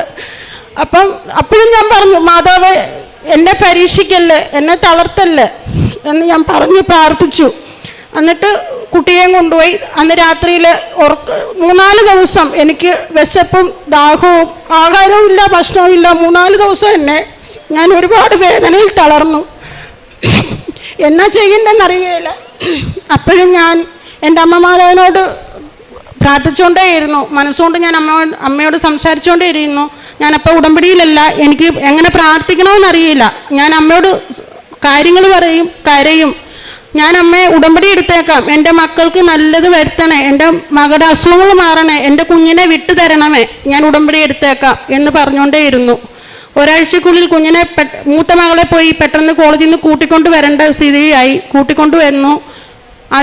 തൊടുപുഴ പ്രൈവറ്റ് ഹോസ്പിറ്റലിൽ കാണിക്കുന്നു. അവിടെയും പറയുന്നു ക്യാൻസറിൻ്റെ ലക്ഷണമാകാം, അല്ലെങ്കിൽ TB ആയിരിക്കാം. അവൾക്ക് നടക്കത്തില്ല, മൂത്ത മോക്ക് നടക്കുകയില്ല. ആകെ വാടിത്തളർന്ന് വയറും വീർത്ത്. ആദ്യമൊക്കെ ഫുഡിൻ്റെ അന്ന് കൊണ്ട് തള്ളിവിട്ടു മാസങ്ങൾ. അത് കഴിഞ്ഞ് ആശുപത്രിയിൽ കൊണ്ട് കാണിച്ചു. അവിടെ ഒരു ഡോക്ടർ പറഞ്ഞു, ഇതുപോലെ 1 ലക്ഷം രൂപ 1.5 ലക്ഷം രൂപ അടുത്താവും, ബയോപ്സി ചെയ്യണം, ടെസ്റ്റുകൾ ചെയ്യണം. അപ്പോൾ എന്നെ സംബന്ധിച്ച് എനിക്ക് അത്രയും രൂപയൊന്നും പെട്ടെന്ന് പറ്റത്തില്ല. എൻ്റെ മകളുടെയും കരച്ചിൽ കണ്ട് ഡോക്ടർ കോട്ടയം മെഡിക്കൽ കോളേജിലോട്ട് എഴുതി തന്നു, ലെറ്റർ തന്നു വിട്ടു. എൻ്റെ മകളെ ഞാൻ കൊണ്ടുപോയി. അവിടെ കൊണ്ടുപോയി 3 ദിവസം കൊണ്ട്. അപ്പോഴും പോകുമ്പോഴും വരുമ്പോഴും എല്ലാം ഞാൻ എൻ്റെ ഫോണിൽ അമ്മമാതാവിനോടാണ് കാര്യങ്ങൾ പറയുന്നത്, സംസാരിക്കുന്നത്. എനിക്ക് ധൈര്യം തരണം, എനിക്ക് വേറെ ആരുമില്ല, എന്നെ തളർത്തല്ലേ. അമ്മമാതിനോട് സംസാരിച്ചുകൊണ്ടേയിരിക്കും പോകുമ്പോഴും വരുമ്പോഴും എല്ലാം. അപ്പോഴും എനിക്ക് പ്രാർത്ഥന അറിയില്ല. അപ്പോൾ യൂട്യൂബിലെ ഈ സാക്ഷ്യങ്ങൾ കാര്യങ്ങളൊന്നും എനിക്കറിയില്ല. അങ്ങനെ ഒരു സാക്ഷ്യം ഞാൻ കേൾക്കാനിടയായിട്ടില്ല. അപ്പോഴും ഞാൻ അമ്മമാതിനോട് പ്രാർത്ഥിക്കും. അങ്ങനെ ആശുപത്രി പോക്കും കാര്യങ്ങളും ടെസ്റ്റുകളും കാര്യങ്ങളും എല്ലാം. ഇതിനിടയിൽ എൻ്റെ ഇളയ മകളെ ചൈൽഡ് വെൽഫെയർ വെച്ചേക്കുന്ന ഹോസ്റ്റലിൽ പോകണം, അവിടെ കാണും, കുഞ്ഞിനെ കാണും. അവിടെ ചെല്ലുമ്പോൾ അവളുടെ പ്രതിസന്ധികളും വേദനകളും പറയും. അവിടുന്ന് അതും എല്ലാ വേദനകളും ഞാൻ താങ്ങി എൻ്റെ അമ്മമാതിനോട് അപ്പോഴും പ്രാർത്ഥിച്ചു. കോട്ടയം മെഡിക്കൽ കോളേജിൽ കൊണ്ടുവന്നു. സാധാരണ അവിടെ കൊണ്ടുപോയാൽ ഭയങ്കര താമസവും. ഞാൻ ഇതിനു മുന്നേ കോട്ടയത്ത് ചികിത്സയ്ക്ക് പോയിട്ടുണ്ട്. എൻ്റെ മോളെയും കൊണ്ടുപോയി ഈ ഡോക്ടർ തന്ന ലെറ്ററുമായിട്ട് ചെന്നു. 3 ദിവസം എല്ലാ കാര്യങ്ങളും പെട്ടെന്ന്, അവൾ നഴ്സിംഗ് സ്റ്റുഡൻ്റാണെന്ന് പറഞ്ഞ് എല്ലാ കാര്യങ്ങളും പെട്ടെന്ന് ചെയ്തു. ബയോപ്സി ക്യാൻസർ ടെസ്റ്റ് എന്നൊക്കെ പറയുമ്പോഴത്തേക്കിന് ഞാൻ അപ്പം മാതാവിനോട് പറഞ്ഞു, എനിക്ക് എൻ്റെ കുഞ്ഞിന് ക്യാൻസർ ആണെങ്കിൽ ഞാൻ എൻ്റെ കുഞ്ഞിനെയും കൊള്ളും, ഞാൻ ചാകും. കാരണം ഒരുപാട് പ്രതിസന്ധികൾ നേരിട്ടാണ് ഞാൻ എൻ്റെ ജീവിതത്തിൽ. എന്നെ തളർത്തല്ലേ, എനിക്ക് അമ്മയേ ഉള്ളൂ. ബയോപ്സിക്ക് കയറ്റുമ്പോൾ ഞാൻ വാതിൽ അമ്മ മാതാവിൻ്റെ ഫോട്ടോ എടുത്ത് വെച്ച് കരയുക. അമ്മേനെ മാത്രമേ ഉള്ളൂ എനിക്ക് അച്ഛനും അമ്മയും ഇല്ല. എൻ്റെ അമ്മയെയും എൻ്റെ അച്ഛനായി ഈശോയും അമ്മ മാതാവും മാത്രമേ ഉള്ളൂ. എൻ്റെ കുഞ്ഞിനൊരു കുഴപ്പവും വരില്ല. ഡോക്ടർമാർ പറയുന്ന പോലെ TB ആയിക്കോട്ടെ, കുഴപ്പമില്ല, ക്യാൻസർ ആകരുത് എന്നൊരു പ്രാർത്ഥന മാത്രമേ എനിക്കുണ്ടായിരുന്നുള്ളൂ. അങ്ങനെ സ്കാനിങ് റിപ്പോർട്ടെല്ലാം വന്നു. എൻ്റെ കുഞ്ഞിന് എന്താണ് അസുഖം തെളിഞ്ഞു, TB ആയിരുന്നു. ആ അസുഖത്തെക്കുറിച്ച് അവൾ പറയും, അതിന് വിശദമായിട്ട് എനിക്ക് പറയാൻ അറിയില്ല. അപ്പോഴും എൻ്റെ കുഞ്ഞ് CWCയിലാണ്, ചൈൽഡ് വെൽഫെയറിൻ്റെ കീഴിലാണ് ഇളയ മകള്. ഞാൻ അപ്പോഴും പ്രാർത്ഥിച്ചു. ഇതിനോടകം അംഗൻവാടി ടീച്ചറുമായിട്ടും സ്കൂൾ ടീച്ചറുമായിട്ടും പൊരുതി. എൻ്റെ കുഞ്ഞിനെ വിട്ടു തന്നില്ല, ഞാൻ സ്കൂളിനെതിരെ ടീച്ചറിനെതിരെയും കംപ്ലൈൻറ്റ് കൊടുക്കുമെന്ന് പറഞ്ഞു. പിന്നെ അവർക്ക് യാതൊരു നിവൃത്തി ഉണ്ടായിരുന്ന മനുഷ്യാവകാശ കമ്മിറ്റി വരെ ഞാൻ വിളിച്ചു വരുത്തി. പത്തനംതിട്ട വടശ്ശേരിക്കരയെന്ന് അവർ വന്നു, എനിക്ക് വേണ്ടിയിട്ട് സംസാരിച്ചു. ഞാൻ കൊച്ചിനെ ട്രീറ്റ്മെൻറ്റ് ചെയ്യുന്ന പേപ്പറുകൾ കാര്യങ്ങളെല്ലാം ചൈൽഡ് വെൽഫെയറിൽ കാണിച്ചു. 48ാമത്തെ ദിവസമാണ് എനിക്ക് എൻ്റെ കുഞ്ഞിനെ തിരിച്ചു കിട്ടുന്നത്. അപ്പം ഇതിനോടൊക്കെ ഞാൻ അമ്മമാരനോട് പറഞ്ഞിട്ടുണ്ട്, എൻ്റെ കുഞ്ഞുങ്ങളെ എനിക്ക് നല്ല രീതിയിൽ തന്നാൽ ഞാൻ ഉടമ്പടി എടുത്തേക്കാം. അങ്ങനെ ജൂൺ 6 2024 6 വന്ന് ഉടമ്പടി എടുക്കുന്നു. ഏപ്രിൽ മെയ് മാസങ്ങളിലാണ് എൻ്റെ മൂത്ത മോളെയും കൊണ്ട് ആശുപത്രിയിൽ പോവുകയും വരികയും ചെയ്തുകൊണ്ടിരുന്നത്. ഇതിനോട് അസുഖങ്ങൾ കണ്ടുപിടിച്ചു. ഞാൻ വന്ന് ഉടമ്പടി എടുത്ത് ആഗസ്റ്റ് 29 ബഹുമാനപ്പെട്ട ജോസഫ് അച്ഛനെ കാണാൻ അനുവാദം കിട്ടി. അപ്പോൾ ഞാൻ എൻ്റെ മകളെ കൊണ്ട് വരുമ്പം അവിടെ ഓരോ മൂലയ്ക്കും മാറി മാറി ഇരുന്ന് എൻ്റെ കുഞ്ഞിന് വയറ് വീർത്തിട്ട് നടക്കത്തില്ല, ആഹാരം കഴിക്കത്തില്ല, ഗുളികകൾ കഴിക്കുവാട്ടോ, അതിൻ്റെതായ ബുദ്ധിമുട്ടും തളർച്ചയും ക്ഷീണം. ഓരോ മൂലയ്ക്ക് ഓരോ കസാരയിലും മാറി മാറി ഇരുന്ന് ഞങ്ങൾ 5:30 ആയപ്പം വന്നതാ. അച്ഛനെ കാണുമ്പോൾ ഏകദേശം ഒരു 11 മണിയായി. അച്ഛനെ കണ്ടു കഴിഞ്ഞ് പോയി അവൾക്ക് ഉണ്ടായ അനുഭവങ്ങൾ എന്തായാലും ഒരുപാട് ബുദ്ധിമുട്ട് അനുഭവിക്കേണ്ട വന്നില്ല. എൻ്റെ കുഞ്ഞിന് രോഗസൗഖ്യമായി. അമ്മയെ ഞാൻ കൂട്ടുപിടിച്ച് അന്ന് മുതൽ ഇന്ന് വരെയും എനിക്ക് ഓരോ കാര്യത്തിനും അമ്മ എൻ്റെ കൂടെ ഞാൻ ഇങ്ങനെ കൃപാസനത്തിൻ്റെ വാതിൽ വരുമ്പോൾ എനിക്ക് എൻ്റെ അമ്മ എങ്ങനെ നഷ്ടപ്പെട്ടു, ആ അമ്മയുടെ അടുത്ത് വരുന്ന ഒരു ഫീലാണ് എനിക്ക്. എൻ്റെ അമ്മയുണ്ട് ഇവിടെ. ഞാൻ വരുമ്പം പ്രാർത്ഥിച്ചും കരഞ്ഞുമായിരിക്കും. രാവിലെ വൈകിട്ട് പ്രാർത്ഥിക്കുമ്പം കരയാറുണ്ട്. പക്ഷെ കൃപാസനത്തിൽ വന്നാൽ ഒരു പരിധി വിട്ട് ഞാൻ കരയാറില്ല. എൻ്റെ അമ്മയുടെ അടുത്താണ് ഞാൻ വരുന്നത്. എൻ്റെ അമ്മയുള്ളൊരു ഫീലാണ് എനിക്കിവിടെ കിട്ടുന്നത്. ഞാൻ എൻ്റെ അമ്മയെ കാണാൻ വരുന്ന പോലെ ഞാൻ ഇവിടെ വരുന്നത്. അതുകൊണ്ട് എനിക്ക് ഞാൻ അമ്മയുടെ എൻ്റെ വേദനകളും ഒരുപാട് കരഞ്ഞും തളർന്നു വരുന്ന ഞാനാണ്. എൻ്റെ ജീവിതം അങ്ങനെ പൊയ്ക്കൊണ്ടിരുന്നതാണ്. പക്ഷെ ഞാൻ എൻ്റെ അമ്മമാരെ കൂട്ടുപിടിച്ച് കഴിഞ്ഞ് അങ്ങനെ കരയാറില്ല. ഞാൻ കാര്യങ്ങൾ പറയും, അമ്മയോട് സംസാരിക്കും.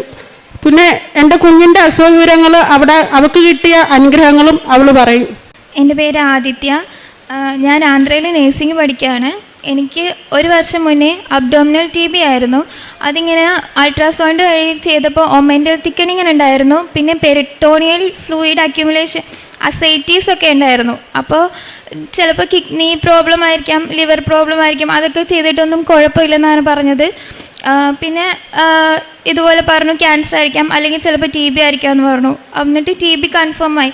അത് കഴിഞ്ഞ് ഞാൻ ക്ലാസ്സിലൊന്നും പോകുന്നില്ലായിരുന്നു, വീട്ടിൽ തന്നെ ട്രീറ്റ്മെൻറ്റ് കാര്യങ്ങളൊക്കെ എടുക്കുമായിരുന്നു. പിന്നെ സെം എക്സാം ഒക്കെ വരുന്നത് കാരണം എക്സാമിന് ഏകദേശം 1 മാസം മുന്നേ കോളേജിലേക്ക് തിരിച്ചുപോയി. ആ സെം ക്ലാസ് ഒന്നും അറ്റൻഡ് ചെയ്തിട്ടില്ലായിരുന്നു. അവിടെ ചെല്ലുമ്പം എനിക്ക് നല്ല വയറുവേദന ഇടയ്ക്കിടയ്ക്ക് വരാറുണ്ട്. അപ്പോൾ അമ്മ പറയും, മാതാവിൻ്റെ കശുരപ്പ് എടുത്ത് വെച്ച് പ്രാർത്ഥിക്ക്, തൈലം തേക്ക്, ഉപ്പ് ഇട്ട് വെള്ളമൊക്കെ കുടിക്ക്, ശരിയാവും എന്ന് പറയും. അപ്പം ഞാൻ ആദ്യമേ വിശ്വസിക്കത്തൊന്നും ഇല്ലായിരുന്നു, ഇതിലെങ്ങനെ എനിക്ക് വിശ്വാസം ഇല്ലായിരുന്നു. പിന്നെ അമ്മ പറഞ്ഞതാണല്ലോ എന്ന് വിചാരിച്ച് ഞാൻ തൈലമൊക്കെ എടുത്ത് വയറ്റി തേച്ച് പ്രാർത്ഥിക്കാറൊക്കെ ഉണ്ടായിരുന്നു. അപ്പം ഇങ്ങനെ ഓരോ ദിവസം കടന്നു പോകുന്നവർ എനിക്ക് ശരിക്കും ആ തൈലം തേച്ച് കഴിയുമ്പോഴത്തേക്ക് നല്ല രീതിക്ക് വയറുവേദനയൊക്കെ കുറഞ്ഞു തുടങ്ങും. അപ്പോൾ എനിക്ക് ചെറിയ ആദ്യം അമ്മയോട് ചോദിക്കായിരുന്നു, അമ്മ എന്ത് ഇതൊക്കെ വിശ്വസിക്കുന്നത്, സൈക്കോ വല്ലതാണോ എന്നൊക്കെ അമ്മയോട് ഞാൻ ചോദിക്കായിരുന്നു. പിന്നെ ഇതുപോലെ വേദനയൊക്കെ കുറയുമ്പോഴത്തേക്ക് എനിക്ക് വിശ്വാസമായി. ഞാൻ ഡെയിലി മാതാവിൻ്റെ അടുത്ത് പ്രാർത്ഥിക്കാറുണ്ടായിരുന്നു. അവിടെ ഹോസ്റ്റലിൻ്റെ മുന്നിൽ മാതാവിൻ്റെ ഒരു രൂപമുണ്ട്, അവിടെ പോയി എന്നും പ്രാർത്ഥിക്കുകയൊക്കെ ചെയ്യായിരുന്നു. അങ്ങനെ പഠിക്കാൻ നേരത്ത് മാതാവിനെ വെച്ചിട്ട് പഠിച്ച് ആ എക്സാം എഴുതി. ആ എക്സാം പാസ്സായി ഞാൻ. അത് കഴിഞ്ഞ് പിന്നെ തിരിച്ച് പ്രാക്ടിക്കൽ എക്സാം കഴിഞ്ഞ് ട്രീറ്റ്മെൻറ്റിന് വേണ്ടിയിട്ട് തിരിച്ച് വീട്ടിലോട്ട് വന്നു. പിന്നെ അത് കഴിഞ്ഞ് ഓഗസ്റ്റിൽ ഇവിടെ ജോസഫ് അച്ഛനെ കാണാൻ വന്ന്. അപ്പം ജോസഫ് അച്ഛനെ ഇങ്ങനെ പ്രാർത്ഥിച്ച് തൈലമൊക്കെ വയറ്റി തേച്ച് പറഞ്ഞു വിട്ടു. അത് കഴിഞ്ഞ് തിരിച്ച് വീട്ടിൽ ചെല്ലുമ്പോഴാണ് എൻ്റെ സെം എക്സാമിൻ്റെ റിസൾട്ട് വന്നത്. അപ്പോൾ ഞാൻ നല്ല മാർക്കോടുകൂടി പാസ്സായി. ഞാൻ ക്ലാസ്സിൽ പോവാണ്ട് അധികമൊന്നും പഠിക്കാണ്ട് എഴുതിയ എക്സാം നല്ല മാർക്കോടെ പാസ്സായി. അത് ക്ലാസ്സിൽ എഴുതിയ പിള്ളേരുടെ ഒക്കെ കൂട്ടത്തിൽ വെച്ച് നോക്കുകയാണെങ്കിൽ എനിക്ക് 3rd വന്നായിരുന്നു. അപ്പോൾ എനിക്ക് ഒത്തിരി സന്തോഷമായി. പിന്നെ അത് കഴിഞ്ഞ് ജോസഫ് അച്ഛനെ കണ്ടിട്ട് പോയി 1 മാസം കഴിഞ്ഞ് ഒന്ന് സ്കാൻ ചെയ്ത് നോക്കി. ഡോക്ടറിൻ്റെ പ്രിസ്ക്രിപ്ഷൻ ഒന്നും ഇല്ലാണ്ട് തന്നെ സ്കാൻ ചെയ്ത് നോക്കിയപ്പോൾ അസൈറ്റിസ് ഫ്ലൂയിഡൊക്കെ ഒന്നും ഇല്ല എന്ന് പറഞ്ഞു. അങ്ങനെ ഒരു രോഗമേ ഇല്ല എന്നൊക്കെ പറഞ്ഞു. അപ്പോഴത്തേക്ക് പിന്നെ അവർ പറഞ്ഞു മരുന്ന് കണ്ടിന്യൂ ചെയ്തോ, എന്നാലും നിർത്തണ്ടെന്ന് പറഞ്ഞു. ട്യൂബർകുലോസിസിൻ്റെ ഡ്രഗ് എടുക്കുമ്പോൾ കുറേ സൈഡ് എഫക്ട്സ് കാര്യങ്ങളൊക്കെ വരുമെന്ന് പറഞ്ഞായിരുന്നു. അപ്പോൾ ഇങ്ങനെ കണ്ണിൻ്റെ കാഴ്ച പോകാം, കിഡ്നിയിൽ ബാധിക്കാം, ലിവറിൽ ബാധിക്കാം എന്ന് പറഞ്ഞിരുന്നു. പിന്നെ അപ്പോൾ എനിക്ക് വന്നത് എൻ്റെ മുടി നന്നായിട്ട് കൊഴിഞ്ഞ് പോവായിരുന്നു. അതായത് ഈ തലയോട്ടിൽ നിന്ന് ഇങ്ങനെ മുടി ഇങ്ങനെ പറഞ്ഞു വരുമായിരുന്നു. അറ്റം ഫുള്ളായിട്ടുള്ള മുടി ഇങ്ങനെ പിഴുത് വരുമായിരുന്നു. ഓരോ തവണ മുടിയിൽ ഇങ്ങനെ ചെയ്യുമ്പോഴത്തേക്കും ഒരു കുന്നു മുടിയോളം കയ്യിൽ വരുമായിരുന്നു. കുളിക്കുമ്പോഴാണെങ്കിലും ശരി, ഫുൾ മുടി. എനിക്ക് ചെറുപ്പം തൊട്ട് അത്യാവശ്യം നല്ല രീതിക്ക് മുടിയുള്ള ആളായതാണ്. എനിക്ക് നല്ല വിഷമമായിരുന്നു. തൈലം അതൊക്കെ തേച്ച് ഇപ്പം അത്യാവശ്യം നല്ല രീതിക്ക് മുടിയൊക്കെ വളർന്നു. എല്ലാ രീതിക്കും മാതാവ് എനിക്ക് നല്ല രീതിക്കുള്ള അനുഗ്രഹങ്ങളാണ് തരുന്നത്. എക്സാം എഴുതുന്ന ടൈമിലാണെങ്കിലും ഈ തൈലവും ഉപ്പൊക്കെ കൊണ്ടുപോയിട്ട് പ്രാർത്ഥിച്ച് എക്സാമൊക്കെ എഴുതി. ഇതുവരെ എഴുതിയ എക്സാമുകളൊക്കെ ഞാൻ പാസ്സായി. ക്ലാസ് അറ്റൻഡ് ചെയ്യാണ്ട് എഴുതിയ എക്സാമും പാസ്സായി. എനിക്ക് ഒരുപാട് സന്തോഷമുണ്ട്. ആദ്യം ഞാൻ അമ്മയുടെ അടുത്ത് അങ്ങനെ ചോദിച്ചതിൽ ഞാനിപ്പോൾ ഞാൻ ഖേദിക്കുകയാണ്. കാരണം അത്ര വിശ്വാസമായി എനിക്കും ഇപ്പം മാതാവിൻ്റെ അടുത്ത്. മരുന്ന് കഴിച്ചതിൻ്റെ അവൾ വിട്ടുപോയതാണ്. അവിടെ കാല് ശോഷിക്കുകയും അവിടെ മുടി പൊഴിഞ്ഞ് തല മുട്ടയായതുമാണ്. അത് ഏറ്റവും കൂടുതൽ എന്നെ വേദനിപ്പിച്ച കാര്യമാണ്. കാരണം മുടിയുള്ള കുഞ്ഞായിരുന്നു. അപ്പോൾ ഇവിടെ ഈ നെറ്റി എല്ലാം നല്ലോണം കഷണ്ടിയായി, മുടിയൊന്നുമില്ലായിരുന്നു. അവിടെ ഫോണിൽ ഫോട്ടോയുണ്ട്, മുടി പൊഴിഞ്ഞു പോകുന്ന. ഓരോ തവണയും അവൾ കോളേജിൽ നിന്ന് എനിക്ക് ഫോട്ടോ ഇട്ട് തരുമ്പോഴും ഞാൻ പറയും കുഴപ്പമില്ല, അമ്മ മാതാവ് എല്ലാം തരും, ഈശോ അനുഗ്രഹിക്കും എന്നും പറഞ്ഞുകൊണ്ട് ഞാൻ എണ്ണ കാച്ചി ഇവിടുത്തെ തൈലം 2-3 തുള്ളി അതിനകത്ത് ഒഴിച്ച് കൊറിയർ അയച്ചു വിടും എൻ്റെ മോൾക്ക് തലയിൽ പെട്ടാൻ. അങ്ങനെയാണ് അവൾക്ക് മുടി വളർന്നത്. പിന്നെ എനിക്ക് അല്ലാതെ ഒരുപാട് ഞാൻ 2024 ഒക്ടോബർ മാസത്തിലെ അഖണ്ഡ ജപമാല കൂടണമെന്ന് ഒരുപാട് ആഗ്രഹിച്ചു. ഒരാഴ്ചക്ക് മുന്നേ ഞാൻ അതിൻ്റെ തയ്യാറെടുപ്പിലായിരുന്നു. അപ്പോൾ എല്ലാവരും പറയും ഭാഗ്യം ഉണ്ടെങ്കിൽ അതിന് കൂടാൻ പറ്റുള്ളൂ എന്ന്. അപ്പം ഞാൻ അതിൽ നല്ലോണം പ്രാർത്ഥിച്ചു, എന്നെ അതിനകത്ത് ഉൾക്കൊള്ളിപ്പിക്കാൻ അമ്മ അനുഗ്രഹിക്കണമേ ഈശോയെ. എനിക്ക് വെരിക്കോസ് വെയിൻ ഉണ്ട്, തലവേദനയുണ്ട്, ഓവറിൽ സിസ്റ്റ് ഉണ്ട്, എനിക്കില്ലാത്ത അസുഖങ്ങളില്ല. പക്ഷേ ഈ അസുഖങ്ങളെല്ലാം ഓരോന്ന് വരുമ്പോഴും ഞാൻ അമ്മയുടെ തൈലം, എൻ്റെ വെരിക്കോസ്, ഞാൻ ഒരു 10-12-13 മണിക്കൂർ നിന്ന് ജോലി ചെയ്യുന്ന ആളാണ്, ഒരു 13 വർഷമായിട്ട്. അപ്പോൾ ആ കാലിൻ്റെ വേദന എനിക്ക് ഭയങ്കരമായിട്ട് തളർത്തു. എനിക്ക് കാല് കട്ട് കഴിക്കുക. പിന്നെ അതുപോലെ തന്നെ എൻ്റെ ഇടത്തെ കാലിൽ ഓരോ ബോൾ പോലെ, ചെറിയ ബോൾ പോലെ ഞരമ്പുകൾ ഇങ്ങനെ ഉരുണ്ടുകൂടി കിടക്കും, വെരിക്കോസ് വെയിൻ്റേത്. അപ്പോൾ ഡോക്ടറെ കൊണ്ട് കാണിച്ചു. ഡോക്ടർ മരുന്ന് കഴിക്കണമെന്ന് പറഞ്ഞു. ഈ ഉരുണ്ട് കിടക്കുന്ന ഞരമ്പുകൾ പൊട്ടാൻ സാധ്യതയുണ്ടെന്ന് പറഞ്ഞു. എനിക്ക് ഗുളിക തന്നു. ആ ഗുളിക അതുപോലെ തന്നെ ഞാൻ കൊണ്ട് വീട്ടിൽ വെച്ചതല്ലാതെ അതിനകത്ത് അമ്മയുടെ അനുഗ്രഹത്താൽ ഞാൻ അതിനകത്ത് ഒരു ഗുളിക പോലും എടുത്ത് കഴിച്ചിട്ടില്ല. ഞാൻ അന്ന് തുടങ്ങി എൻ്റെ തൈലം എടുത്ത് കാലിൽ നിന്ന് നേരെ മേളിലോട്ട് കുരിശ് വരച്ച് പ്രാർത്ഥിക്കും, മസാജ് ചെയ്ത് പ്രാർത്ഥിക്കും. അമ്മ എൻ്റെ കാലിൻ്റെ വേദന കുറച്ച് തരണമേ, എനിക്ക് ഒരുപാട് കടമ്പകൾ ഇനിയും കടക്കാനുണ്ട്, എൻ്റെ തളർത്തല്ലേ എന്ന് പറഞ്ഞ് പ്രാർത്ഥിക്കും. ഒരു ദിവസം വൈകിട്ട് ഞാൻ കിടക്കുമ്പോൾ എൻ്റെ ഇടത്തുകാലിൻ്റെ വിരലിൽ എന്തോ പിടിച്ച് വലിക്കുമ്പോൾ നമുക്കൊരു ഇത് വരും, ആ ഒരു ഫീൽ എനിക്ക് അനുഭവപ്പെട്ടു.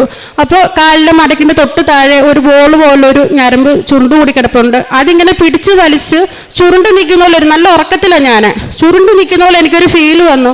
അപ്പോൾ ഉറക്കത്തിൽ ചാടി എണ്ണീറ്റ് ഞാൻ ഓർത്തു എൻ്റെ കാലിൻ്റെ ഞരമ്പ് പൊട്ടാൻ പോവുക, ഡോക്ടർ ഇങ്ങനെയല്ലേ പറഞ്ഞ ഞരമ്പ് പൊട്ടാൻ പോവുക. ആ ഉറക്കത്തിൽ ചാടി എണ്ണീറ്റ് എൻ്റെ ഒരു വിരലും കൊണ്ട് പെട്ടെന്ന് ഞാൻ അതേ കുരിശ് വരച്ചു. പക്ഷെ ഞാൻ പെട്ടെന്ന് കിടന്നു, കുരിശ് വരച്ചു. അമ്മ എന്നെ പരീക്ഷിക്കരുത്, രാത്രിയാ, ഞാൻ താമസിക്കുന്ന ഗ്രാമമാണ്, ഉൾഗ്രാമമാണ്, അവിടുന്ന് ഹോസ്പിറ്റലിൽ പോകണമെങ്കിൽ 1 മണിക്കൂർ ദൂരമാണ്. പ്രാർത്ഥിച്ചിട്ട് ഞാൻ പറഞ്ഞു അമ്മ എന്നെ പരീക്ഷിക്കരുത്, അത്ര മാത്രം പറഞ്ഞാൽ എനിക്ക് ഓർമ്മയുണ്ട്. പക്ഷെ രാവിലെ എണ്ണീറ്റാണ് ഞാൻ ഓർക്കുന്നത് എനിക്ക് ഇന്നലെ രാത്രിയിൽ എന്താണ് സംഭവിച്ചത്, എൻ്റെ കാലിൽ എന്നാ പറ്റിയത്. അപ്പോൾ ഞാൻ ഭർത്താവിനെ, എൻ്റെ മകനെ എൻ്റെ കാല് കാണിച്ചു. ഇന്നലെ രാത്രിയിൽ എനിക്കുണ്ടായ സംഭവത്തിൽ എൻ്റെ കാല് ശരിക്കും നല്ല കറുത്ത പച്ച ഞരമ്പായിരുന്നു. പക്ഷെ ഇപ്പം എനിക്കതിൽ ഒത്തിരി മാറ്റമുണ്ട്. ആ ബോൾ പോലെ കിടന്നതെല്ലാം നിരപ്പായി. പിന്നെ ചെറിയൊരു പോച്ചിൽ മാത്രമല്ല, കട്ടുകഴുപ്പ്, വേദന, അതെല്ലാം മാറിക്കിട്ടി. അങ്ങനെ ഓരോന്നിലും അഖണ്ഡ ജപമാലയുടെ കാര്യം പറഞ്ഞത്, അഖണ്ഡ ജപമാല ഇങ്ങനെ ഒരാഴ്ച കൊണ്ട് തയ്യാറായി.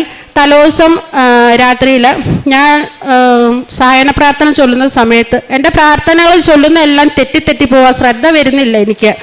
അപ്പോൾ വീണ്ടും ഞാൻ നിർത്തും, വീണ്ടും തുടങ്ങും.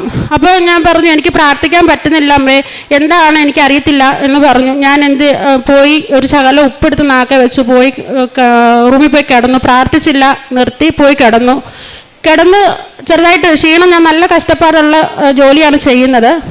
ക്ഷീണം കൊണ്ട് ഞാൻ എൻ്റെ കണ്ണിലോട്ട് ഉറക്കം കയറി, പെട്ടെന്ന് ചാടി എണീക്കുകയാണ്. എൻ്റെ ഭർത്താവിന് ആക്സിഡൻ്റ് ആവുന്നു.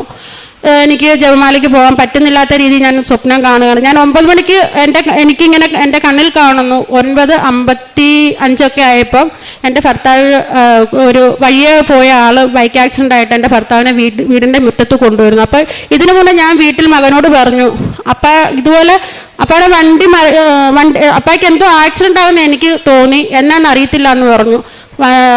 വന്ന് വിളിച്ചു. ഞാൻ ഹസ്ബൻഡ് വന്ന് വാതിൽ നിൽക്കുമ്പോൾ ഞാൻ ചാടി എണ്ണീറ്റ് വരുമ്പോൾ പറയുന്നു വണ്ടി ആക്സിഡൻ്റായി. അപ്പോൾ വണ്ടി എന്ത് ചെയ്യുക, വേറൊരാളുടെ വണ്ടിയിലാണ് കൊണ്ടുവന്നത്. വണ്ടി എന്തെന്ന് ചോദിച്ചപ്പോൾ വണ്ടി ആക്സിഡൻ്റ് ആയിട്ട് മാറ്റി വെച്ചിട്ടുണ്ട് എന്ന് പറഞ്ഞു. പക്ഷേ വീണു, കൈ ഒക്കെ വരുന്നെങ്കിലും ഞാൻ അപ്പം തന്നെ ഉപ്പ് തൈലമൊക്കെ തൂത്തു, കയ്യിലെല്ലാം തൂത്തു.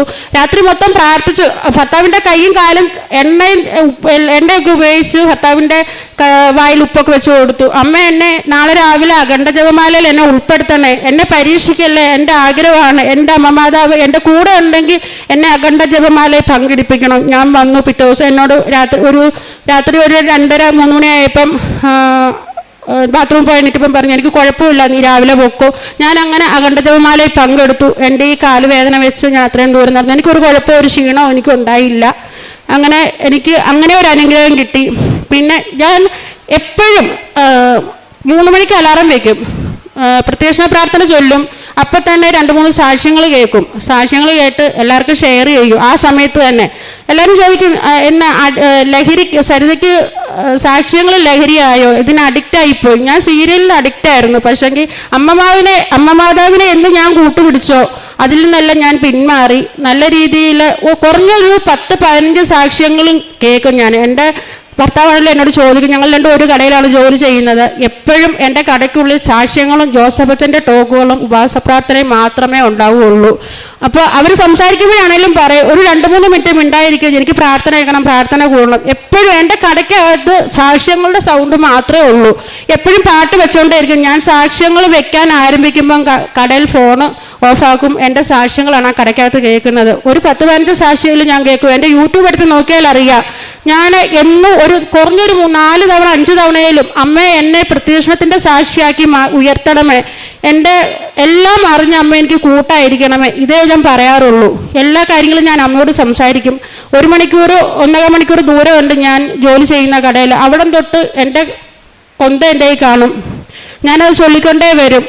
അപ്പം ഞാൻ ആ കൊന്ത ചൊല്ലിക്കൊണ്ടേ വരും. ഒരു ദിവസം എങ്ങനെയായാലും ഒരു 5 വിശ്വാസ പ്രമാണവും 5 സ്വർഗസ്ഥനായ ഞങ്ങളുടെ പിതാവേയും ഒരു 150 നന്മ നിറഞ്ഞ മറിയമേയും ഞാൻ ചൊല്ലും കടയിൽ നിന്ന് ജോലി കഴിഞ്ഞ് ഇറങ്ങുന്നതിന് മുന്നേ.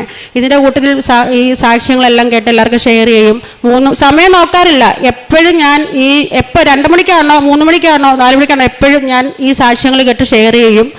പിന്നെ പിന്നെ പ്രേക്ഷിത പ്രവർത്തനമായിട്ട് ഞാൻ എല്ലാ മാസം വന്നിടുന്നത് പത്രം വാങ്ങിക്കും. എനിക്കൊരു മടിയില്ല കൊടുക്കാൻ. ആദ്യമൊക്കെ ഒരു 2 ദിവസം 3 ദിവസം കൊണ്ട് കൊടുത്തു തീർക്കും. പക്ഷേ ഇപ്പോൾ കൊണ്ടുപോകുന്ന പത്രങ്ങൾ അപ്പം തന്നെ ഞാൻ കൊടുത്തു തീർക്കും. ഭയങ്കര സന്തോഷമാണ്. ഇപ്പം ഈ ലാസ്റ്റ് കൊണ്ടുപോയി ഞാൻ മനസ്സ് നല്ല സന്തോഷത്തോടെയും തൃപ്തിയോടെയും കൊടുത്തൊരു പത്രം കൊടുത്ത് എനിക്ക് സന്തോഷമായത് ഈ ലാസ്റ്റ് കൊണ്ട് ഡിസംബർ 17 വന്ന് കൊണ്ടുപോയത്. കാരണം എൻ്റെ കയ്യിൽ നിന്ന് കുട്ടികൾ എൻ്റെ ഫുഡുകൾ തട്ടിപ്പറിക്കുന്ന പോലെ അടിച്ചു പറിക്കുക പത്രം. ഞാൻ നീട്ടുന്ന കൃപാസനത്തിലെ പത്രമാണോ എന്നും പറഞ്ഞ് കയ്യിൽ നിന്ന് തട്ടിപ്പറിക്കുക ചെയ്തത്. പിന്നെ എല്ലാവർക്കും ഞാൻ സാക്ഷ്യങ്ങൾ ഷെയർ ചെയ്യാറുണ്ട് പ്രേക്ഷിത പ്രവർത്തനമായിട്ട്. പിന്നെ കാരുണ്യപ്രവൃത്തി എന്ന് പറയാൻ ഞാൻ ക്യാൻസർ രോഗികൾക്ക് ഈ ഓൺലൈനിൽ എനിക്ക് പോയി കാണാനൊന്നും പറ്റിയില്ലെങ്കിലും എൻ്റെ പ്രാർത്ഥനയിൽ എല്ലാവർക്കും വീടില്ലാത്തവർക്ക് വീടുണ്ടാകണമേ, കുഞ്ഞുങ്ങളില്ലാത്തവർക്ക് കുഞ്ഞുങ്ങളുണ്ടാകണമേ, ക്യാൻസർ രോഗികൾ എല്ലാവരെയും സുഖപ്പെടുത്തണം. ഒരു അസുഖവും ഉണ്ടായി ആരും വലയരുത്. അങ്ങനെ എന്നെ കഴിയുന്ന എനിക്ക് എൻ്റെ ഉള്ളത് രീതിയിൽ ഞാൻ പൈസ ആയിട്ട് സഹായം ചെയ്യാറുണ്ട്. അതുപോലെ തന്നെ ഡ്രസ്സുകളാണേലും ഞാൻ എല്ലാ വർഷവും അനാഥാലയത്തിൽ കൊണ്ട് കുഞ്ഞുങ്ങൾക്ക് ഉള്ളതാണേലും പ്രായമുള്ള അച്ഛനമ്മമാർക്കുള്ളതാണേലും ഞാൻ അലമാരി ഈ പോകുന്ന സമയമാകുമ്പോൾ ഒരാഴ്ചയ്ക്ക് മുന്നേ നോക്കിയിട്ട് എത്രയും എൻ്റെ പിള്ളേർക്ക് ഡ്രസ്സുകൾ അധികം വലിച്ചു കൂട്ടി ഇടാനില്ലാത്ത പിള്ളേരാണ്. എന്നാലും അവരുടെ ഏറ്റവും നല്ല ഡ്രസ്സുകൾ നോക്കി അവരും എടുത്തു തരും. അതിനൊപ്പം ഞാൻ എടുത്തുകൊണ്ട് കൊടുക്കുകയും ചെയ്യും. എനിക്ക് അമ്മ മാതാവ് ഒരുപാട് അനുഗ്രഹങ്ങൾ തരുന്നുണ്ട്. മുന്നോട്ടുള്ള ജീവിതത്തിൽ ഞാൻ എൻ്റെ അമ്മയുടെ മകളായിട്ട് ഈ ഉടമ്പടിയിൽ മുന്നോട്ട് പോകാൻ എൻ്റെ ആഗ്രഹം. ഒരുപാട് പ്രതിസന്ധികളെല്ലാം നേരിട്ട് അമ്മയോട് സംസാരിച്ചും അമ്മയോട് വേദനകൾ പറഞ്ഞും എൻ്റെ ഓരോ ദിവസവും ഞാൻ ഇങ്ങനെ മുന്നോട്ട് കൊണ്ടുപോകുന്നത്. പിന്നെ എങ്ങനെ പറഞ്ഞ തീരുകയല്ല. ഞാൻ 6 നിയോഗങ്ങളാണ് വെച്ചേക്കുന്നത്. പക്ഷെങ്കിൽ എനിക്ക് 600 നടന്നേക്കുന്നത്. ഓരോ ദിവസവും എനിക്ക് പൈസയുടെ ബുദ്ധിമുട്ടായിട്ട് എനിക്ക് ലോൺ ഒരാഴ്ചയിൽ 7,000 രൂപ 8,000 രൂപ ലോൺ അടയാനുണ്ട്. ഓരോ ദിവസവും ഞാൻ അമ്മയ്ക്ക് രാവിലത്തെ പ്രാർത്ഥനയിലും 5:30 പ്രാർത്ഥന കറക്റ്റ് അലാറം വെച്ചേക്കുക. കറക്റ്റ് 5:30 എന്നുണ്ടെങ്കിൽ ഞാൻ 5:30 ഡെയിലി ബ്രെഡിന് കൂടും. അപ്പം തന്നെ എൻ്റെ കാര്യങ്ങളെല്ലാം ഞാൻ എഴുതി വിടും. പിന്നെ ഒത്തിരി ഒന്നും അമ്മയോട് പറയണ്ട, അമ്മ എല്ലാം അറിഞ്ഞ് ചെയ്യുന്നുണ്ട്. ഞാൻ മുന്നോട്ടുള്ള ജീവിതത്തിലും ഞാനും എൻ്റെ മക്കൾ ഇപ്പം എൻ്റെ മോള് ഉടമ്പടി എടുത്തേക്കുവാണ്. ഇന്ന് ആദ്യ ഉടമ്പടിയാണ്. ഞാനിത് 4ാമത്തെ ഉടമ്പടിയാണ്. അപ്പോൾ മുന്നോട്ടുള്ള ജീവിതത്തിൽ ഞാൻ ഇങ്ങനെയൊക്കെ തന്നെ ആയിരിക്കും. എനിക്ക് മാതാവിനെ ഞാൻ കൂട്ടുപിടിച്ച് മുന്നോട്ട് പോകാനാണ് എൻ്റെ ഒരു ആഗ്രഹം. പിന്നെ ഇത്ര അനുഗ്രഹങ്ങൾ തന്ന അമ്മ മാതാവിനും ഈശോയ്ക്കും 1000 നന്ദി സമർപ്പിക്കുന്നു. എൻ്റെ ഹൃദയത്തിൻ്റെ ആകുലതകൾ വർദ്ധിക്കുമ്പോൾ അങ്ങ് നൽകുന്ന ആശ്വാസം എന്നെ ഉന്മേഷവാനാക്കുന്നു. സങ്കീർത്തനം 94:19. ഹൃദയത്തിൻ്റെ ആകുലതകൾ വർദ്ധിക്കുമ്പോൾ ഈശോയിലും അമ്മയിലും ലഭിക്കുന്ന ആശ്വാസമാണ് നമ്മെ കൂടുതൽ ഉന്മേഷവരാക്കുന്നത്. നമ്മുടെ ഉന്മേഷം നമ്മുടെ ദൈവത്തിൽ കണ്ടെത്താൻ നമുക്കും ആഗ്രഹിക്കാം. ജീവിതത്തിലെ പ്രശ്നങ്ങൾ കൂടുമ്പോൾ, പ്രതിസന്ധികൾ വർദ്ധിക്കുമ്പോൾ, ഭയം, ഭാവിയെക്കുറിച്ചുള്ള ഉത്കണ്ഠകൾ, ഇവയെല്ലാം നമ്മെ തകർക്കുമ്പോഴും ഈശോയും അമ്മയും നമ്മുടെ കൂടെയുണ്ട് എന്നുള്ളൊരു വിശ്വാസമാണ് നമുക്ക് ആശ്വാസം നൽകുന്നത്.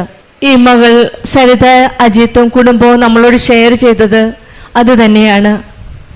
ജീവിതത്തിലെ പ്രതിസന്ധികൾ തരണം ചെയ്യാൻ ബുദ്ധിമുട്ടുമ്പോഴാണ് ഈ മകൾ കൃപാസനത്തിൽ പരിശുദ്ധ അമ്മ പ്രത്യക്ഷപ്പെട്ട ഈ ആലയത്തിൽ വന്ന് അമ്മയുടെ സഹായം, അമ്മയിൽ ആശ്വാസം തേടാൻ ആഗ്രഹിച്ചത്.